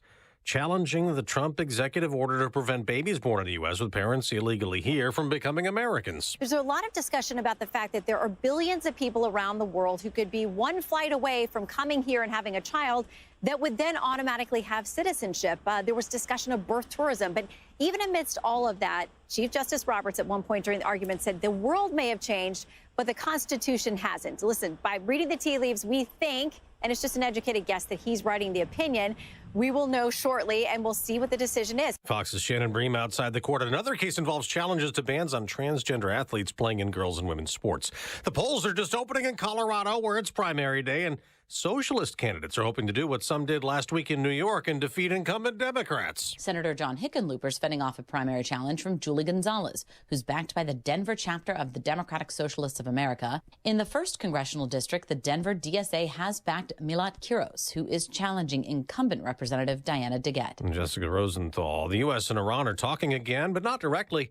Following days of fighting around the Strait of Hormuz, Special Envoy Steve Witkoff, Jared Kushner there in Qatar for mediator-brokered negotiations. After the deal signed, extended the ceasefire and allowed Iran to sell oil again. But Treasury Secretary Scott Bessent just told Fox only China is buying it, no one else yet. Because the buyers are a little leery of, will it be re-sanctioned? Will I get in trouble with Treasury? So this is a reason for the Iranians really to embrace these negotiations. Oil prices are up slightly this morning. WTI still a little higher than before the Iran conflict started, but Brent crude's fallen back below those levels.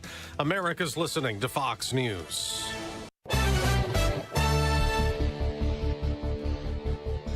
.79 degrees at 8:02 on AM 560. The Answer. Good morning. I'm Mike Scott in the QC Kinetics newsroom. We'll have a steady breeze throughout the day. It's not going to help much. Hot and humid with a high near 92, and an extreme heat warning is in place, and cooling centers are open around the city of Chicago and in the suburbs. OEMC and the National Weather Service will work closely together this week, continuing their efforts to share alerts and resources so that we can stay informed. The field of candidates for Chicago mayor continues to grow. Illinois Congressman Mike Quigley has tossed his hat into the ring. This is going to be the last job. This is it. The only thing I ever want to do is to help this city that I love so much. He promises not to raise taxes, to cut costs, and make the CTA safer. Chicago police made nearly 36 arrests on Sunday amid Pride celebrations. 6 people are facing felony charges, and 1 person is dead. Several others are hurt after a serious 4-vehicle crash in Orland Park. It happened yesterday near 149th and LaGrange Road.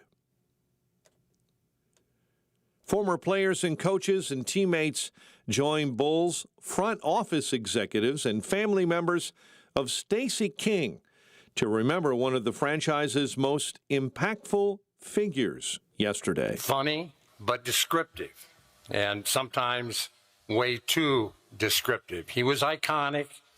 He was into pop culture. He knew everything about it, but he also knew the history of the NBA. Former Bulls play-by-play man and Stacey King partner Neil Funk. Stacey King died June 7 at his home in River Forest at the age of 59. Cubs erased an early deficit and walked off the Padres 3-2 last night. White Sox over the Orioles 8-2. Time now for the AM 560 Business Beat, a service of Signature Bank. I'm Maria Bartiromo, and this is the Fox Business Report. Ford is recalling more than 741,000 SUVs and trucks because of a transmission defect that can damage the park system. The National Highway Traffic Safety Administration says the issue could result in cars and trucks rolling away. The recall involves various models of Navigator, Expedition, Lincoln Aviator, and F-150 trucks from the 2018 to 21 model years.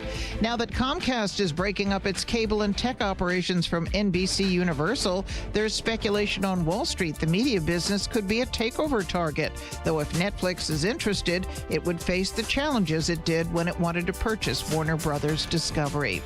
It's the end of the quarter, and global stocks are headed for the best second quarter in 6 years. That's your Fox Business Report. I'm Jenny Coselda. Invested in you. We asked Hugh Hewitt what America means to him. It's actually freedom. The freedom to say and do whatever you want, the freedom to think what you want, and especially the freedom to go wherever you want, whenever you want to go. Go north, south, east, west. Get moving and get moving fast, because America's doors are always open to the land of the free. Everyone gets to go and do whatever they are capable of doing and going to. That's America. The Hugh Hewitt Show. Afternoons at 2, right before Alex Marlowe at 3 on AM 560. The Answer. Don't miss In Grace with Pastor Jim Scudder Jr., now heard on Sunday mornings at 7:30. Tune in and find hope as Jim Scudder explores God's Word and His world each Sunday morning right here on AM 560. The Answer. The following contains a celebrity impersonation. Mr. President, we're seeing reporting that air conditioning systems are failing as temperatures rise. What is your response? I said, don't wait. People wait until the last second, then suddenly it's hot and nothing works. I understand this stuff probably better than anybody. Mr. President, why hasn't the White House issued any guidance? I gave perfect guidance. Call Air Right Heating and Cooling. That's the guidance. If people followed it, we wouldn't even be talking about this.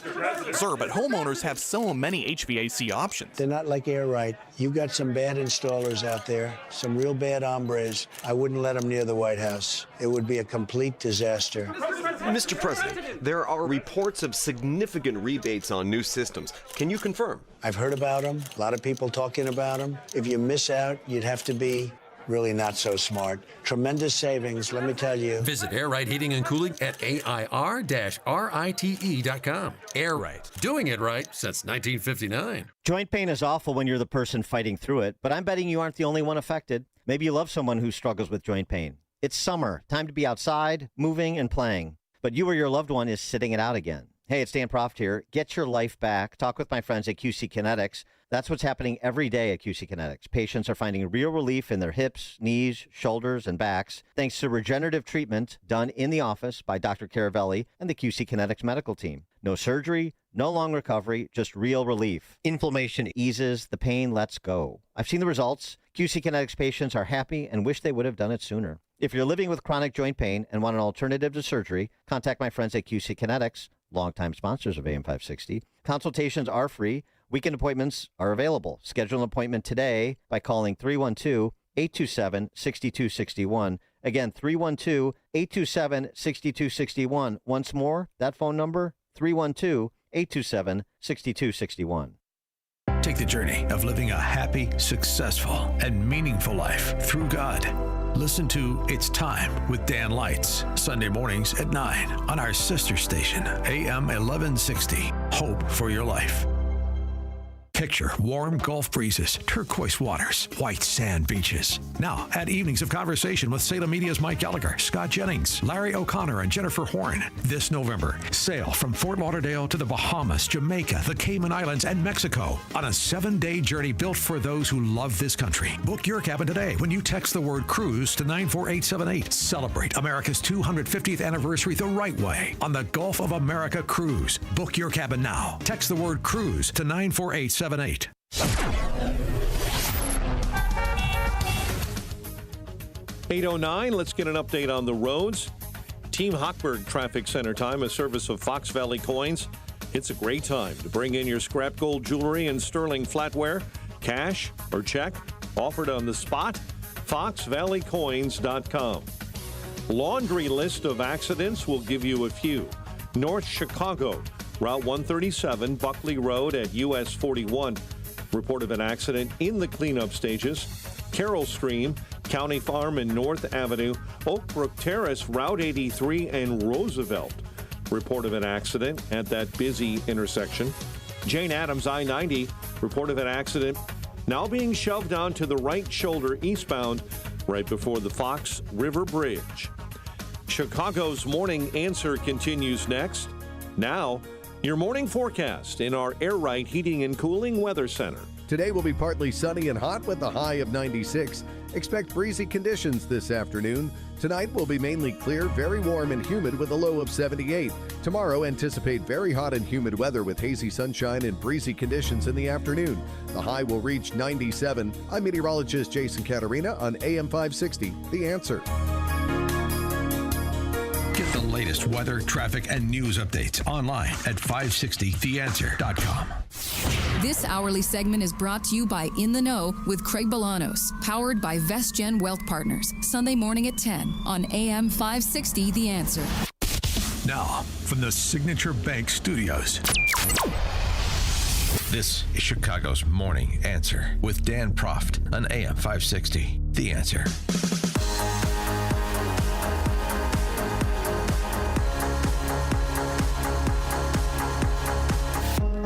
Top of the morning, Dan Proft here. We're going to talk Middle East geopolitics, war and peace, but I want to get a reaction from our next guest, Peter Berkowitz from the Hoover Institution, to this piece that Joe Epstein wrote in, he's a friend of the show, Joe Epstein wrote in the Wall Street Journal, The Political Dilemma for Jews Today. He writes in part this, they, Jewish people, bear the Republican Party a historical grudge. Years ago, when quotas were set to keep Jews out of the Ivy League and other elite colleges, Republicans set those quotas. When Jews couldn't be hired by large corporations, those corporations were run by Republicans. When Jews were restricted from large neighborhoods, those neighborhoods were lived in by Republicans. Growing up in a Jewish neighborhood in Chicago, I never met a Jewish Republican until I went to university. Neither did I growing up in Wheaton, but that didn't orient me against Jewish people. I guess thankfully because of my Catholic education, and my parents. So that's on the Republican side. Then Epstein goes on to say, meanwhile, the Democratic Party in its leftward swing, that's generous, a strong plank of which is its anti-Israel position, has itself become less hospitable to Jews. That's understated. Repelled by the Republican Party, attacked within the current day Democrat Party, the Jews, with nowhere to turn, find themselves politically homeless. Theirs is a true dilemma off whose horns no easy exit is apparent. No easy exit? Peter Berkowitz is a senior fellow at the Hoover Institution and former director of policy planning at the State Department. He's also the author of Explaining Israel, the Jewish State, the Middle East, and America. Peter, thanks for joining us. Appreciate it. Good to be with you. Thank you. What's your reaction to Epstein's formulation there? I would draw a different frame than Epstein, a very talented writer. The truth is that it's since at least Ronald Reagan, the Republican Party and the conservative movement has been a great friend to Israel and Jews in America. For the last 30 years or so, the home of anti-Semitism in the United States has been the left, and this has been fomented in the academy. If you look at Gallup polls going all the way back to 1967, the Six-Day War, the United States has over the decades shown strong 60. The Answer. This 4th of July, celebrate America the right way. Fire up the grill, invite the family over, launch the fireworks, and proudly display a handcrafted wooden American flag from UniqueWoodenFlags.com. These stunning hand-finished wooden flags are built with real craftsmanship and patriotic pride. Whether you want a classic American flag, military tribute flag, America First design, or a beautiful flag cross that celebrates both faith and freedom, they've got something for every proud American. Perfect for your home, office, man cave, lake house, garage, or as a meaningful gift for veterans, first responders, and patriots who still love this country. This Independence Day, don't just wave the flag, display it with pride. Visit UniqueWoodenFlags.com today. That's UniqueWoodenFlags.com. AM 560, The Answer. All right, we have Peter Berkowitz from the Hoover Institution back with us. Peter, you were just talking about the last 3 decades, and the conservative movement being a friend to Israel and a friend to Jews in America, and where anti-Semitism really lies. So then, and just I'll let you continue, but also just add in. So then what if the Epstein formulation about this animus that they hold over Republicans from 3 generations ago who didn't let them in their country club, then what are we supposed to do about that? Well, in this case, and again, Joe Epstein is a very talented writer, but I think he's not speaking for a majority of American Jews at this point. That is, it's a reality, but it's a distant memory at this point. Yeah. We have seen an upsurge on the right in the last 18 months, 2 years of a kind of anti-Semitism that's a real worry. But I think for most American Jews under the age of 70. We have seldom experienced anti-Semitism outside of the universities in this country, and not from the Republican Party. Right, and I mean, and to the extent that you have people saying ahistorical, intemperate, ignorant things about Israel or about Jewish people generally, like Tucker Carlson has, you also have a lot of voices on the right, mine included, that are speaking out against that, and you don't have any dynamic like that on the left. Oh, I think that's right. Again, to emphasize, the key source of anti-Semitism on the left has actually been the university world, and I want to emphasize this point. Insofar as the university world often teaches an anti-Americanism, blames America as a principal source for evil in the world, sees America as constituted by a clash between an oppressor class and an oppressed class. That anti-Americanism also actually translates into anti-Israelism and anti-Semitism. That's a major source. Again, not to underestimate the pernicious influence, in my judgment, of Tucker and others like him, but we must put things in proportion. All right, let's get on to the state of the dynamics between the Iranians and the United States and Israel. And so we have this conflict here with the deals that are trying to get inked. As Seth Mandel writes over a commentary, 2 deals, 2 competing visions of American power. Yeah. Vance is spearheading negotiations with Iran to end the war, reopen shipping lanes, and halt the pursuit of nuclear weapons, the Iranians.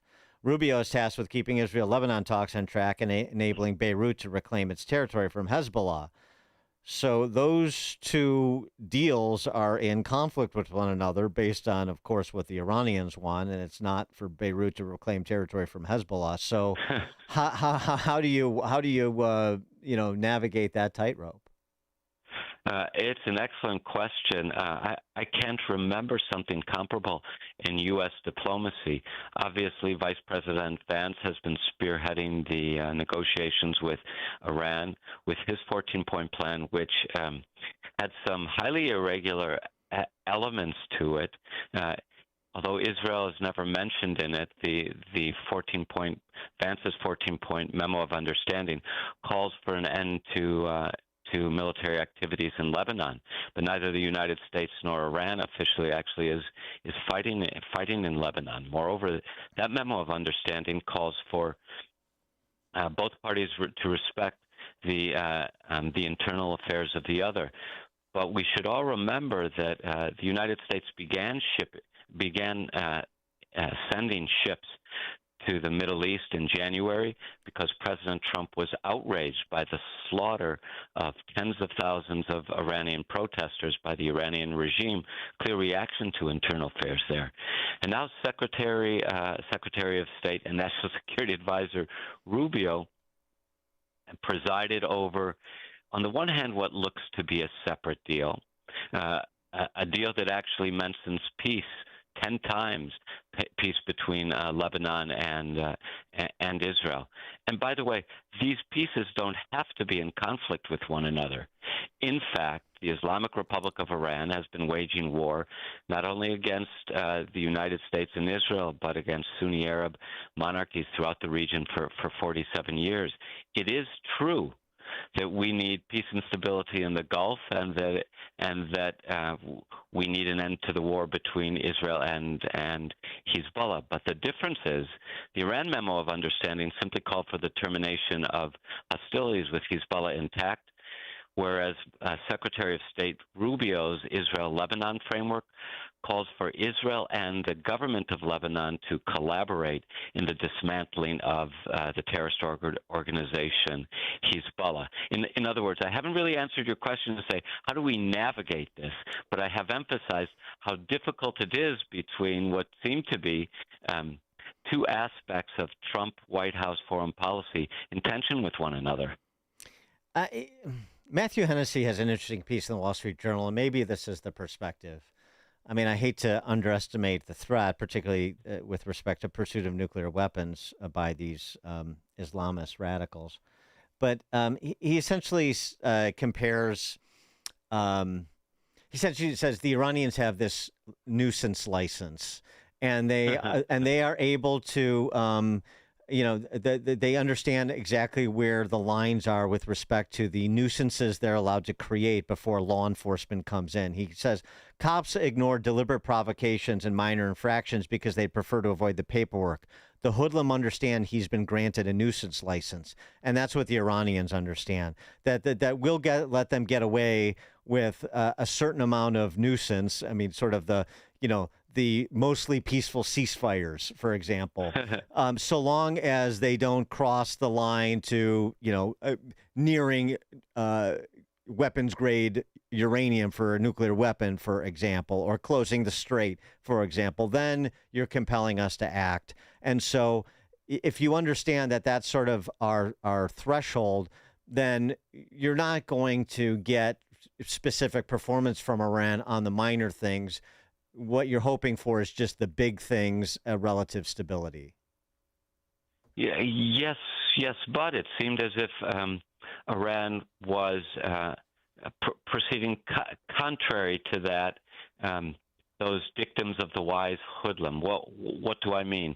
Iran was, as of January of this year, proceeding so close to having fissile material that they themselves told American negotiators if they wanted to, they could produce 11 bombs.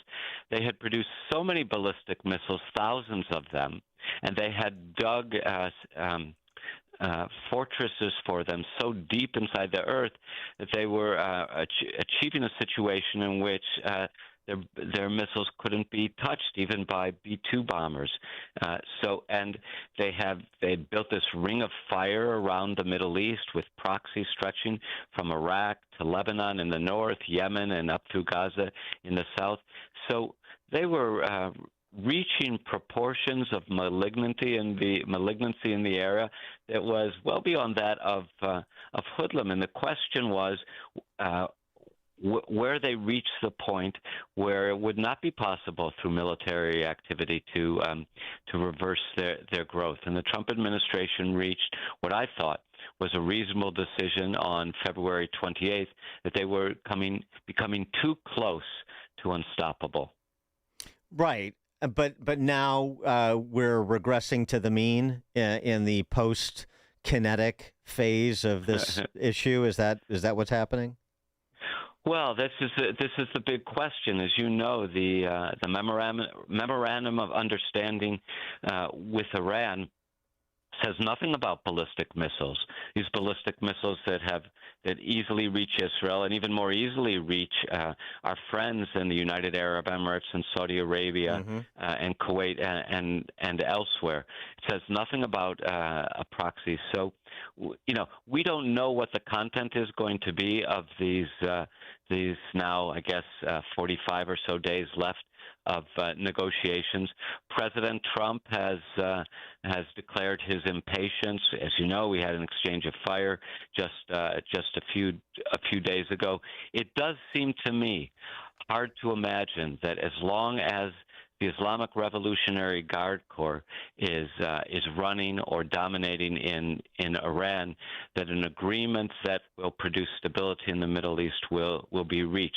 We mustn't forget that their raison d'etre, their reason for being, is to wage Islamic war in the Middle East to destroy Western-friendly powers and make Tehran the center of Islamic order in the Middle East. Until they renounce those intentions, which are not secret intentions, until they renounce them, I don't see an agreement that will achieve the American interest of stability in the region. What's your assessment of the suggestions that abound that there is factionalization within the ranks of the mullahs, that there are some who want a deal and some who don't? And even if that were true, is it just a tactical disagreement or a substantive one? It's hard to say what the upshot is. I don't think there's any doubt based on the reporting, including from an indispensable site called Iran International, that cracks have emerged within the religious leadership in Iran. But there's also little doubt that as a result of Operation Epic Fury, as a result of the killing on the first day of the war of the supreme leader, the Ayatollah Khamenei, and 40 of his top security people, one result of that has been a tighter grip by the Islamic Revolutionary Guard Corps. They are the ones who control the military, the weaponry, and they are hardliners. So yes, we see in negotiations a multiplicity of voices, but I don't think it would be fair to conclude that the hardliners have been sidelined. To the contrary, all the evidence is that the hardliners have at least as much power as they've always had, and maybe more. Peter Berkowitz, Senior Fellow at the Hoover Institution and former Director of Policy Planning at the State Department. His book, Explaining Israel, the Jewish State, the Middle East, and America. Peter Berkowitz, thanks as always. Appreciate it. Thank you. And he joined us on the AlphaWealthGroup.com answer line. There's only one radio show in Chicago talking about today's biggest stories and telling you what they really mean. That show is this one, Chicago's Morning Answer on AM 560, The Answer.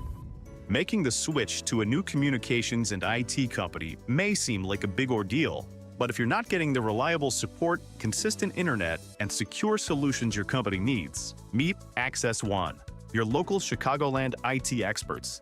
Access One has been powering Chicago businesses with secure, reliable IT solutions for over 30 years from our headquarters right here in the West Loop. Whether it's VoIP phones, dedicated internet, managed cybersecurity, cloud backups, or 24/7 support, Access One is here for you. Serving thousands of companies from Naperville to the North Shore, Access One is Chicago-owned and Chicago-run, a trusted IT partner for law firms, clinics, tech startups to manufacturers. We'll make the switch easier than you think. Let's talk. Call 800-804-8333 or visit accessoneInc.com. Rated top 5% in customer satisfaction and a Better Business Bureau A+ rated business. That's accessoneInc.com. Tech made personal locally. Hi, I'm Ken Mariotti, owner of Woodland Windows and Doors, a third-generation family-owned business since 1969.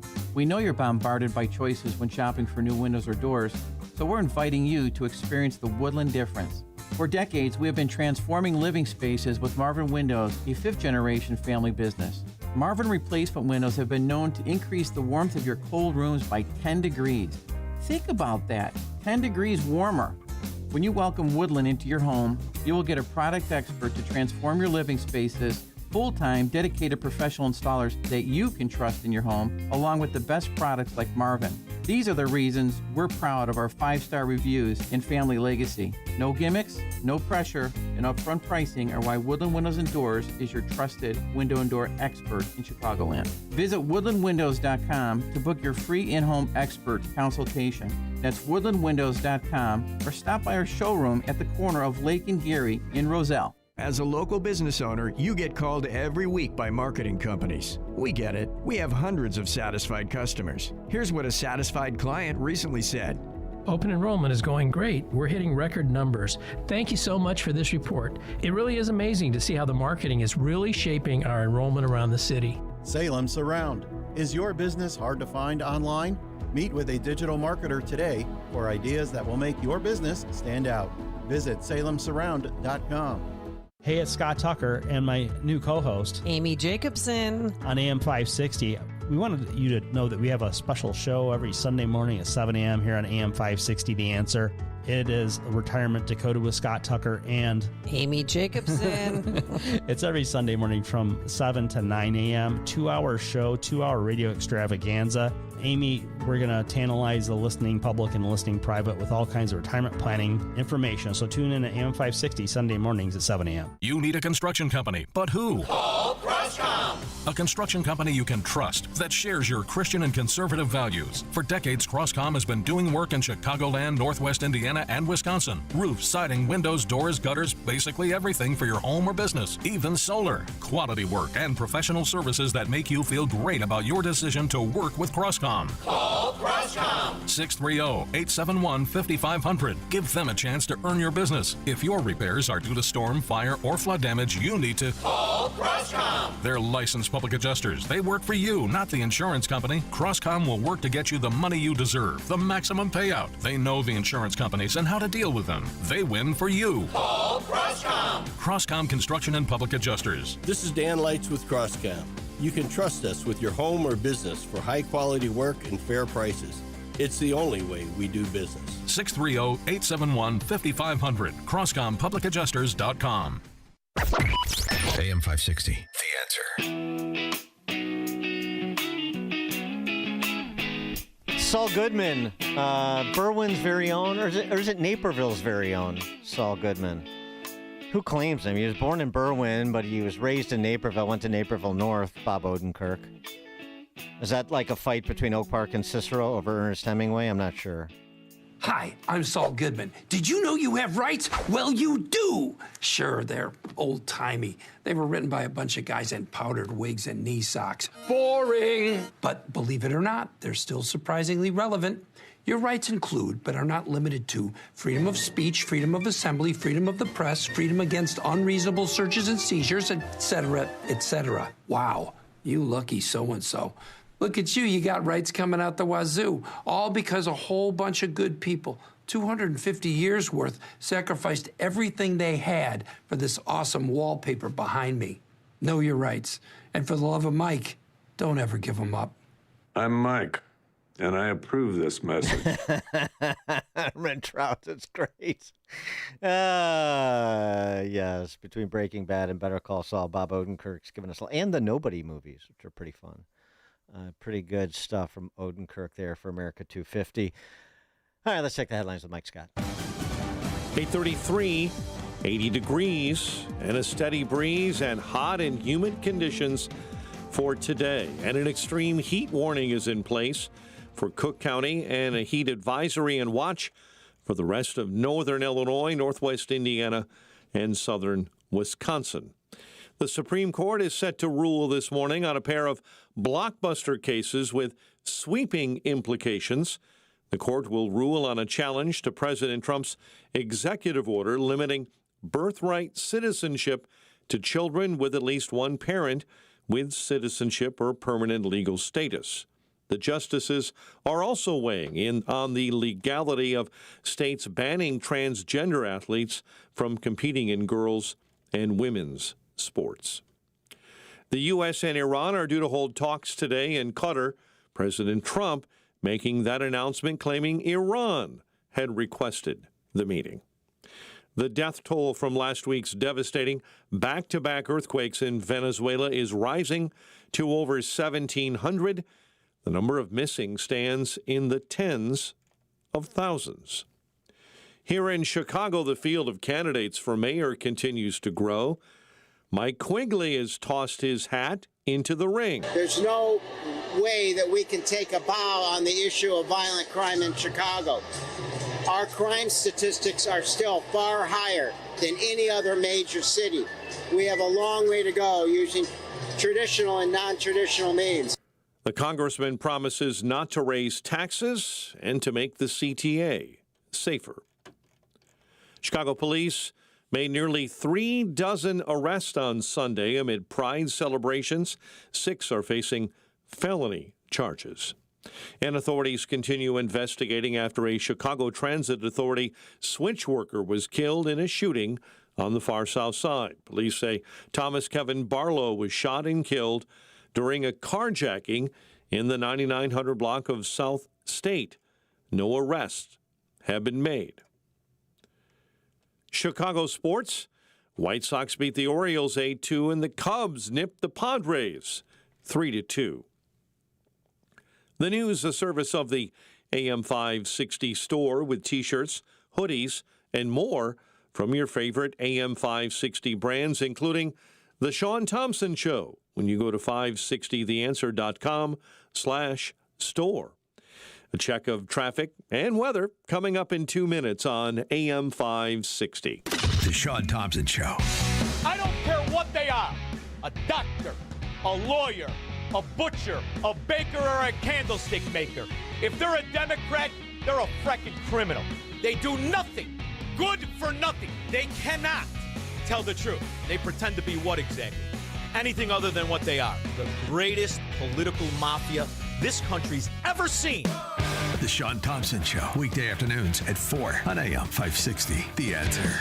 Chicagoland certified financial planning professional Tim Stearns discusses taxes in retirement. Most people are paying more in taxes and keeping less of their money to live and do what they enjoy. That's why we've put out the retirement tax bill calculator online. You can see with your own eyes just how much you might be overpaying. It's a valuable tool, $500 value, but we made it free for you to view and run your own numbers at MVPCFP.com. That's MVPCFP.com. To run your retirement tax bill calculator, go to MVPCFP.com. Investment advisory services offered through Cornerstone Securities, LLC. Welcome to another edition of Tuesdays with Tim. My friend Tim Stearns, a certified financial planner with TJ Stearns Financial Planning in Arlington Heights. Tim, how are you? Welcome back. Doing well. Thanks for having me. Tim, for more than 25 years, you've been helping clients achieve financial security and peace of mind, which has to be rewarding. Doing it a long time. You've got a lot of success stories on a daily basis, I'm sure.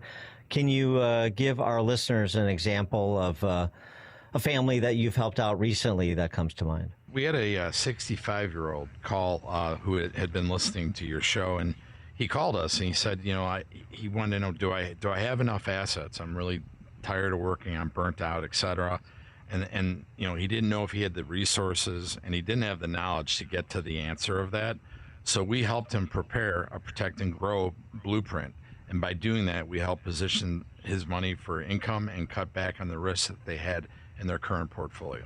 Thank you, Tim. If you're in your 50s or 60s, I want you to speak with my friend Tim Stearns, TJ Stearns Financial Planning. Tim will help you structure and optimize your savings to prepare for 20 to 30 years of enjoyable retirement. Call Tim today to schedule your free consultation and get your free Protect and Grow blueprint. Call 1-800-640-2256. Again, that number, 800-640-2256. Tell him I sent you when you call Tim at 800-640-2256. This hourly segment is sponsored by Protecting Your Assets with Steve Shyman. Listen Saturday mornings at 8. Learn more at willsave.com. 8:38, let's get an update on the roads. Team Hochberg Traffic Center time. Winfield report of an accident, County Farm and Geneva Road. Northbrook report of an accident, Willow Road, right at the Tri-State, 294. I-80 eastbound, a left lane block right near the Manuka interchange. It's on the eastbound side, a left lane block with an accident.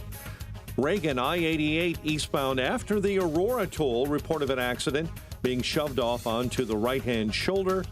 And we're eyeballing stop-and-go traffic after an accident has been cleared inbound on the Ike at Morgan. Traffic, a service of rockauto.com, a bent tie rod.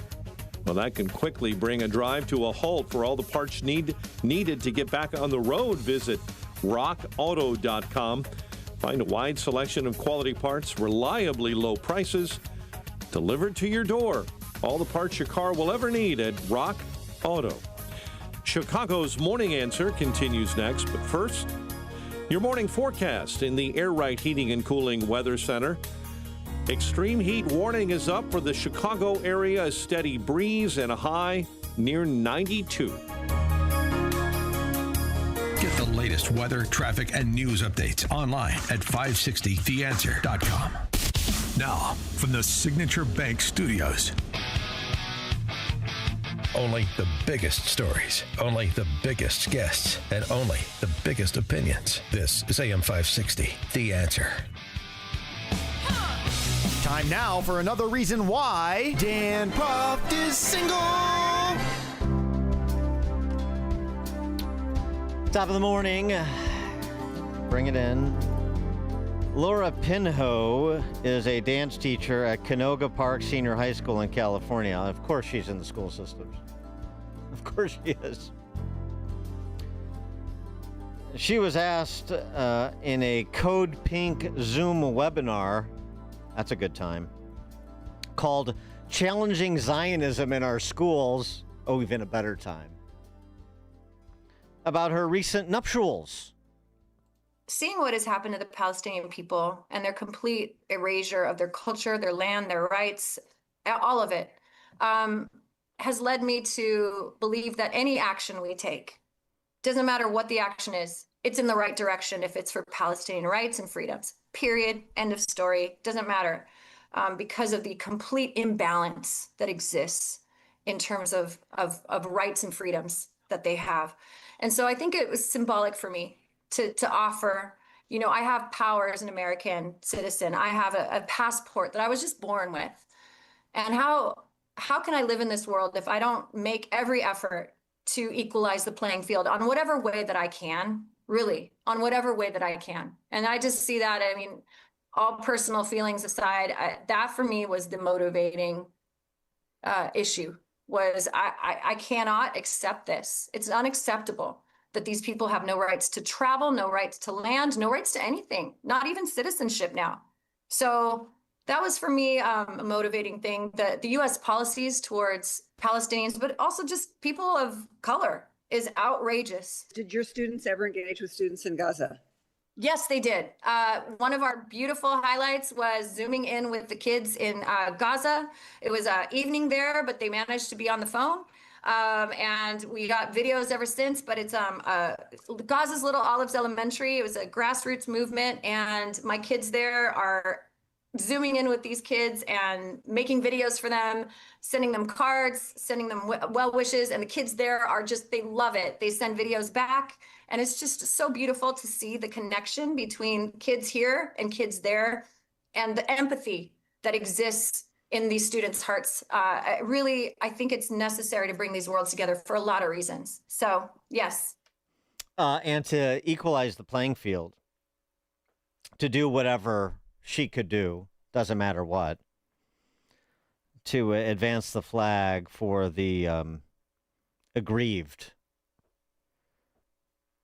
She explained how she married Salem Abu Amra to, quote, advance Palestinian rights and freedoms.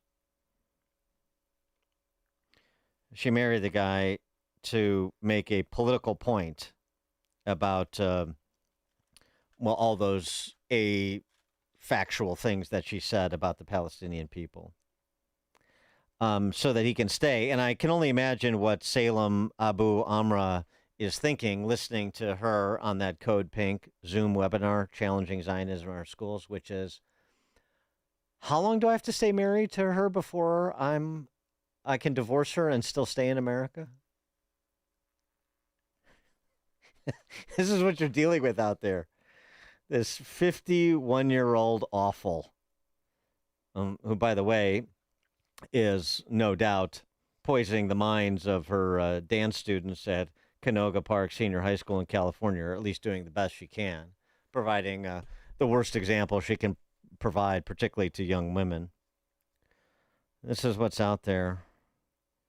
And, the people that she would otherwise marry if she wasn't using a dude to make a political point. I mean, he wants it too. Now, the problem, of course, for him is, hey, you're not supposed to say that out loud because, it's a federal crime to commit marriage fraud. Didn't you ever see that episode of Wings where Helen marries Antonio just so he can stay in the country? That doesn't work. And you're not, it carries a 5-year prison sentence, actually. But whatever she can do, and of course she can't keep it a secret because she has to pump her chest about it to her Code Pink friends on the webinar. I mean, well, who else is she going to marry? Some Hinsdale dink like Johnny Hilbrand, the PE guy? What's up, brother? Fuller House tap after work? Yeah, well, I have to read my laptop, though, obviously, because of my role in PE private equity, but yeah, have you had the Salmon de la Puebla there? Oh, it's insane. It's absolutely insane. But my wife loves it there, too. She goes, she'll go around noon with some pals after tennis. Yeah, a couple lychee martinis, a couple espresso martinis, then it's off to pick up the kiddos after flirting with the 23-year-old bartender. So, yeah, my son Tarantino's actually over at Nabuki with his sensei right now, enjoying a Stanley Cup roll, of course.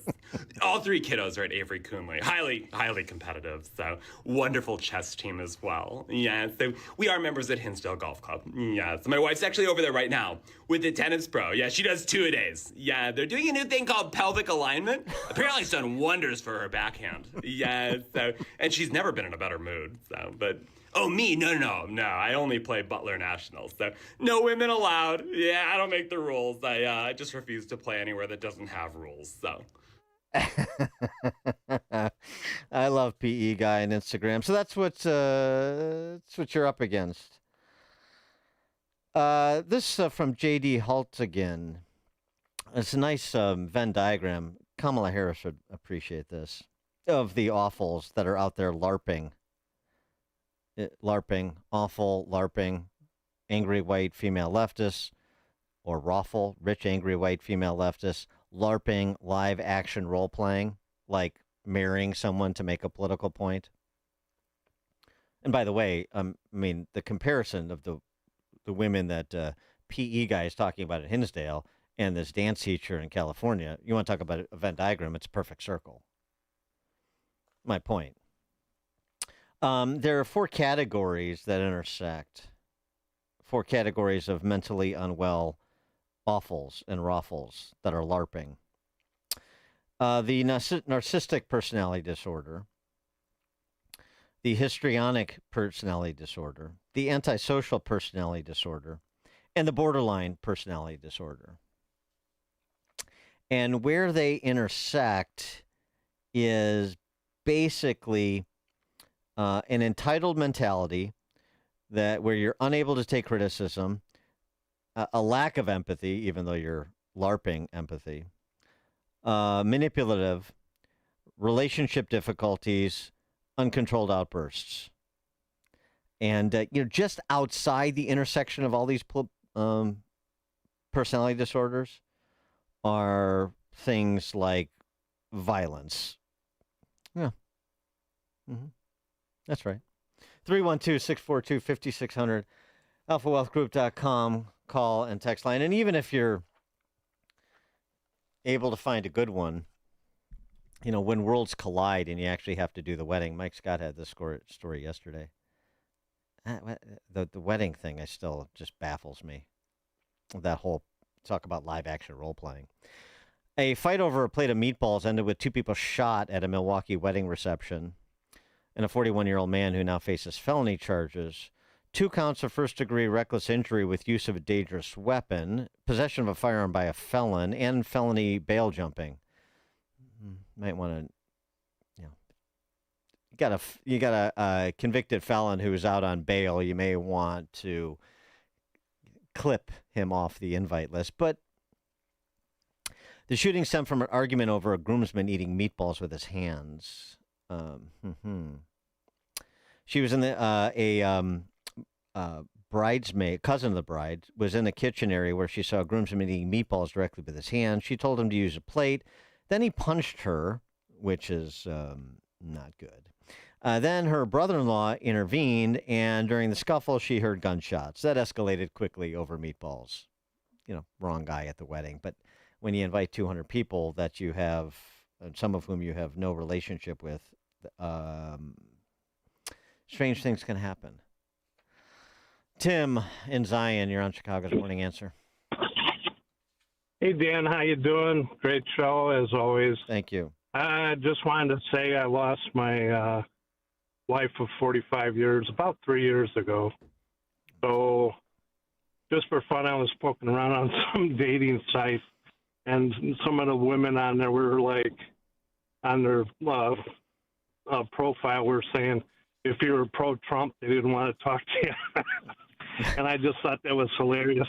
Yeah. What percentage do you think of those you were flipping through? Do you had had a political message that was something on the order of will marry a Palestinian for citizenship to make a point, or a no Trump voters allowed, or things like that? Ban guns. Well, the no Trumpers, I would say, was probably like 40%, 50%. Yeah. Yeah. Yeah. So we don't have an opinion. Are you dipping your toe into that pool, or are you just going to relax? No, I think I'm past that. I just can't imagine replacing 45 years of marriage, and so I just to start over with something like that, I'm just like, no, thank you. Yeah. Why? I'll just do my own thing. Why inflict that on yourself, right? Yeah. Why inflict more pain? Thanks for the call, Tim. This is the morning show more Chicago radio listeners are choosing. This is Chicago's Morning Answer on AM 560. The Answer. Sean Thompson here. Recently, someone asked me, what is it that I love most about being on AM 560, The Answer? I didn't hesitate. I love the fact that AM 560 is a family. You, the listeners, our advertisers, and all of us who are on air make up one big family in a very bad place. We look out for each other because we share the same values. And so many of our advertisers are small and medium businesses. They're owners who work very hard, they play by the rules, they pay their taxes, they make their communities even stronger. If that describes you, and you own or operate a business, then I want to invite you to consider working with AM 560 to market your business. If you want to reach AM 560 family members, whether through radio, live events, or digital marketing, then call Amy O'Toole. She's a wonderful girl. She's in charge of advertising around here. Call her at 847-472-8925. That's 847-472-8925. Find out how you can become part of the AM 560 family. Together, our family can truly help make America great again.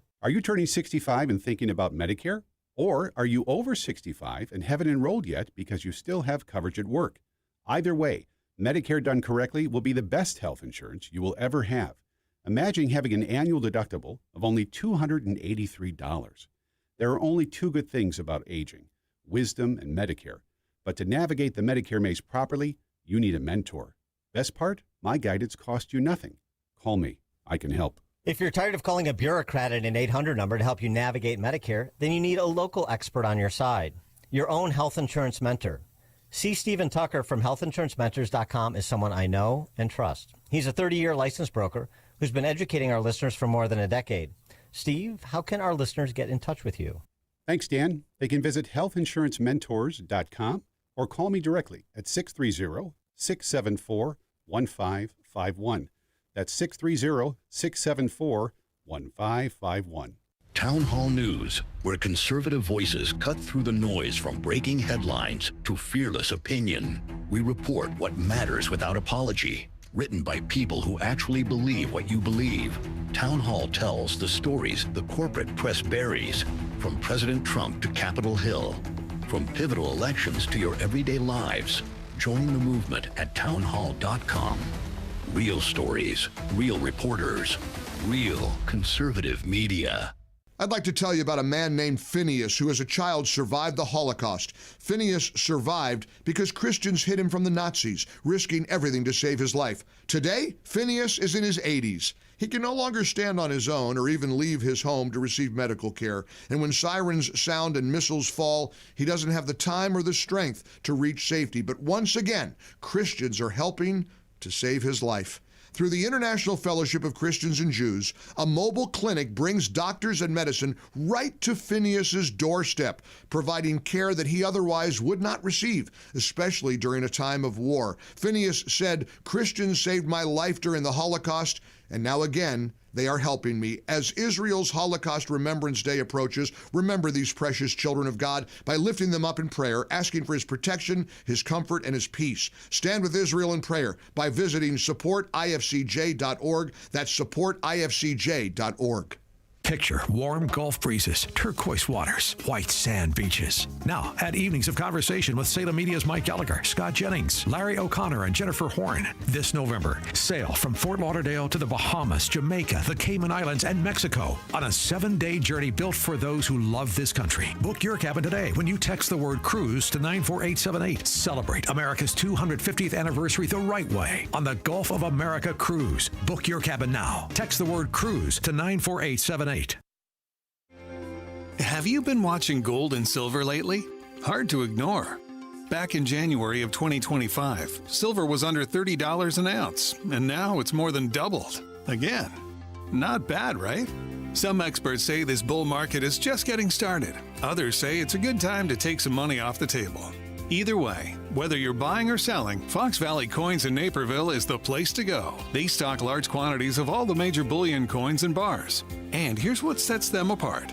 Unlike places that only pay melt value, Fox Valley Coins pays more for high-grade coins and scarcer dates. That's real money left in your pocket. They also buy scrap sterling flatware, jewelry, silver-plated items, and old proof sets. And they specialize in U.S. and foreign collector and investment coins and currency, both buying and selling. Fox Valley Coins, one light north of I-88 on Route 59 at Ferry Road in Naperville. Family owned with integrity since 1981.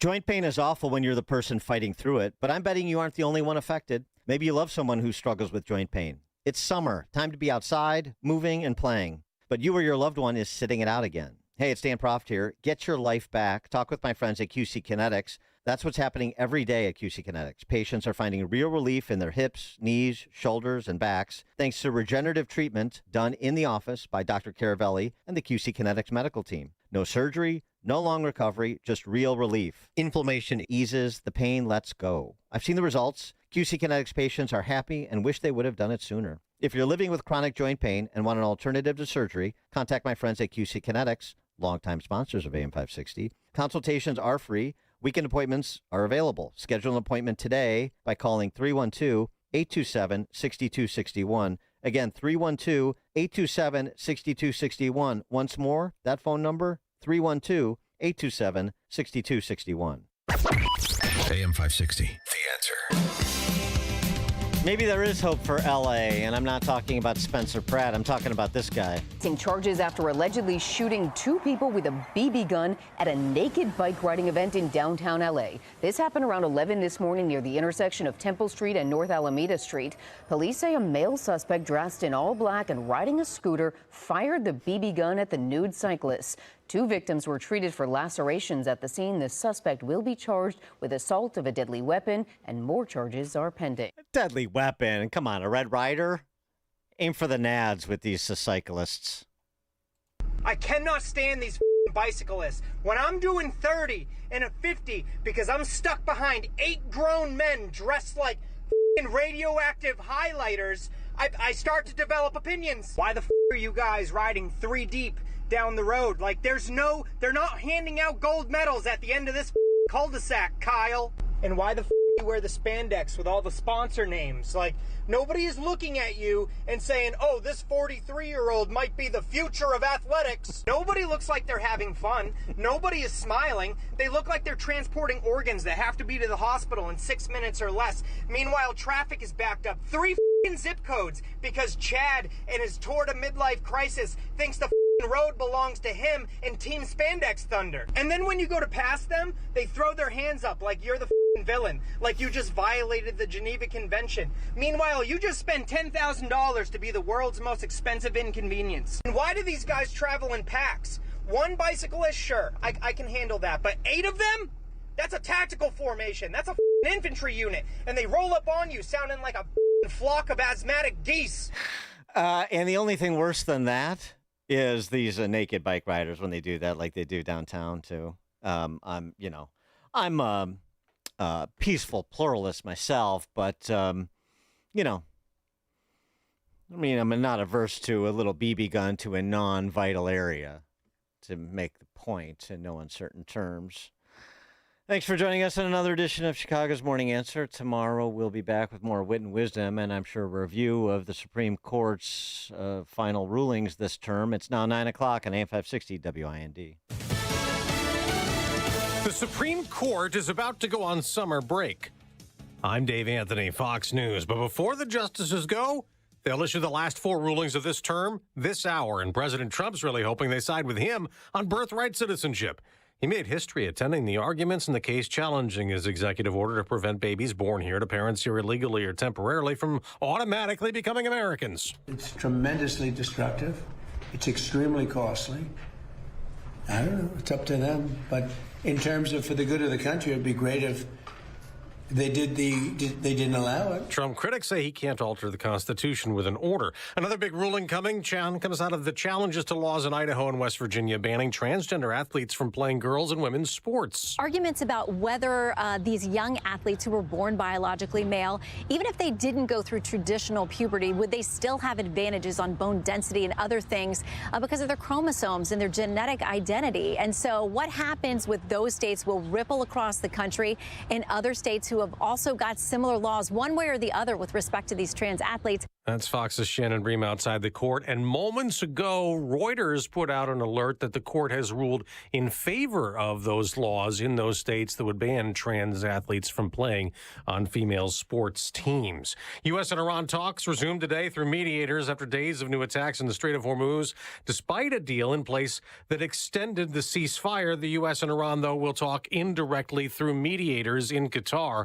Now to Venezuela, where they keep digging through earthquake rubble. Time is running out to find survivors 6 days after this disaster. Rescue workers freed a young man from the rubble after a remarkable rescue. It took nearly 2 days to reach him. That's Fox's Nate Foy in the hard-hit city of La Guaira. The number of deaths in Venezuela tops 1,700, with more missing and many more left homeless. America's listening to Fox.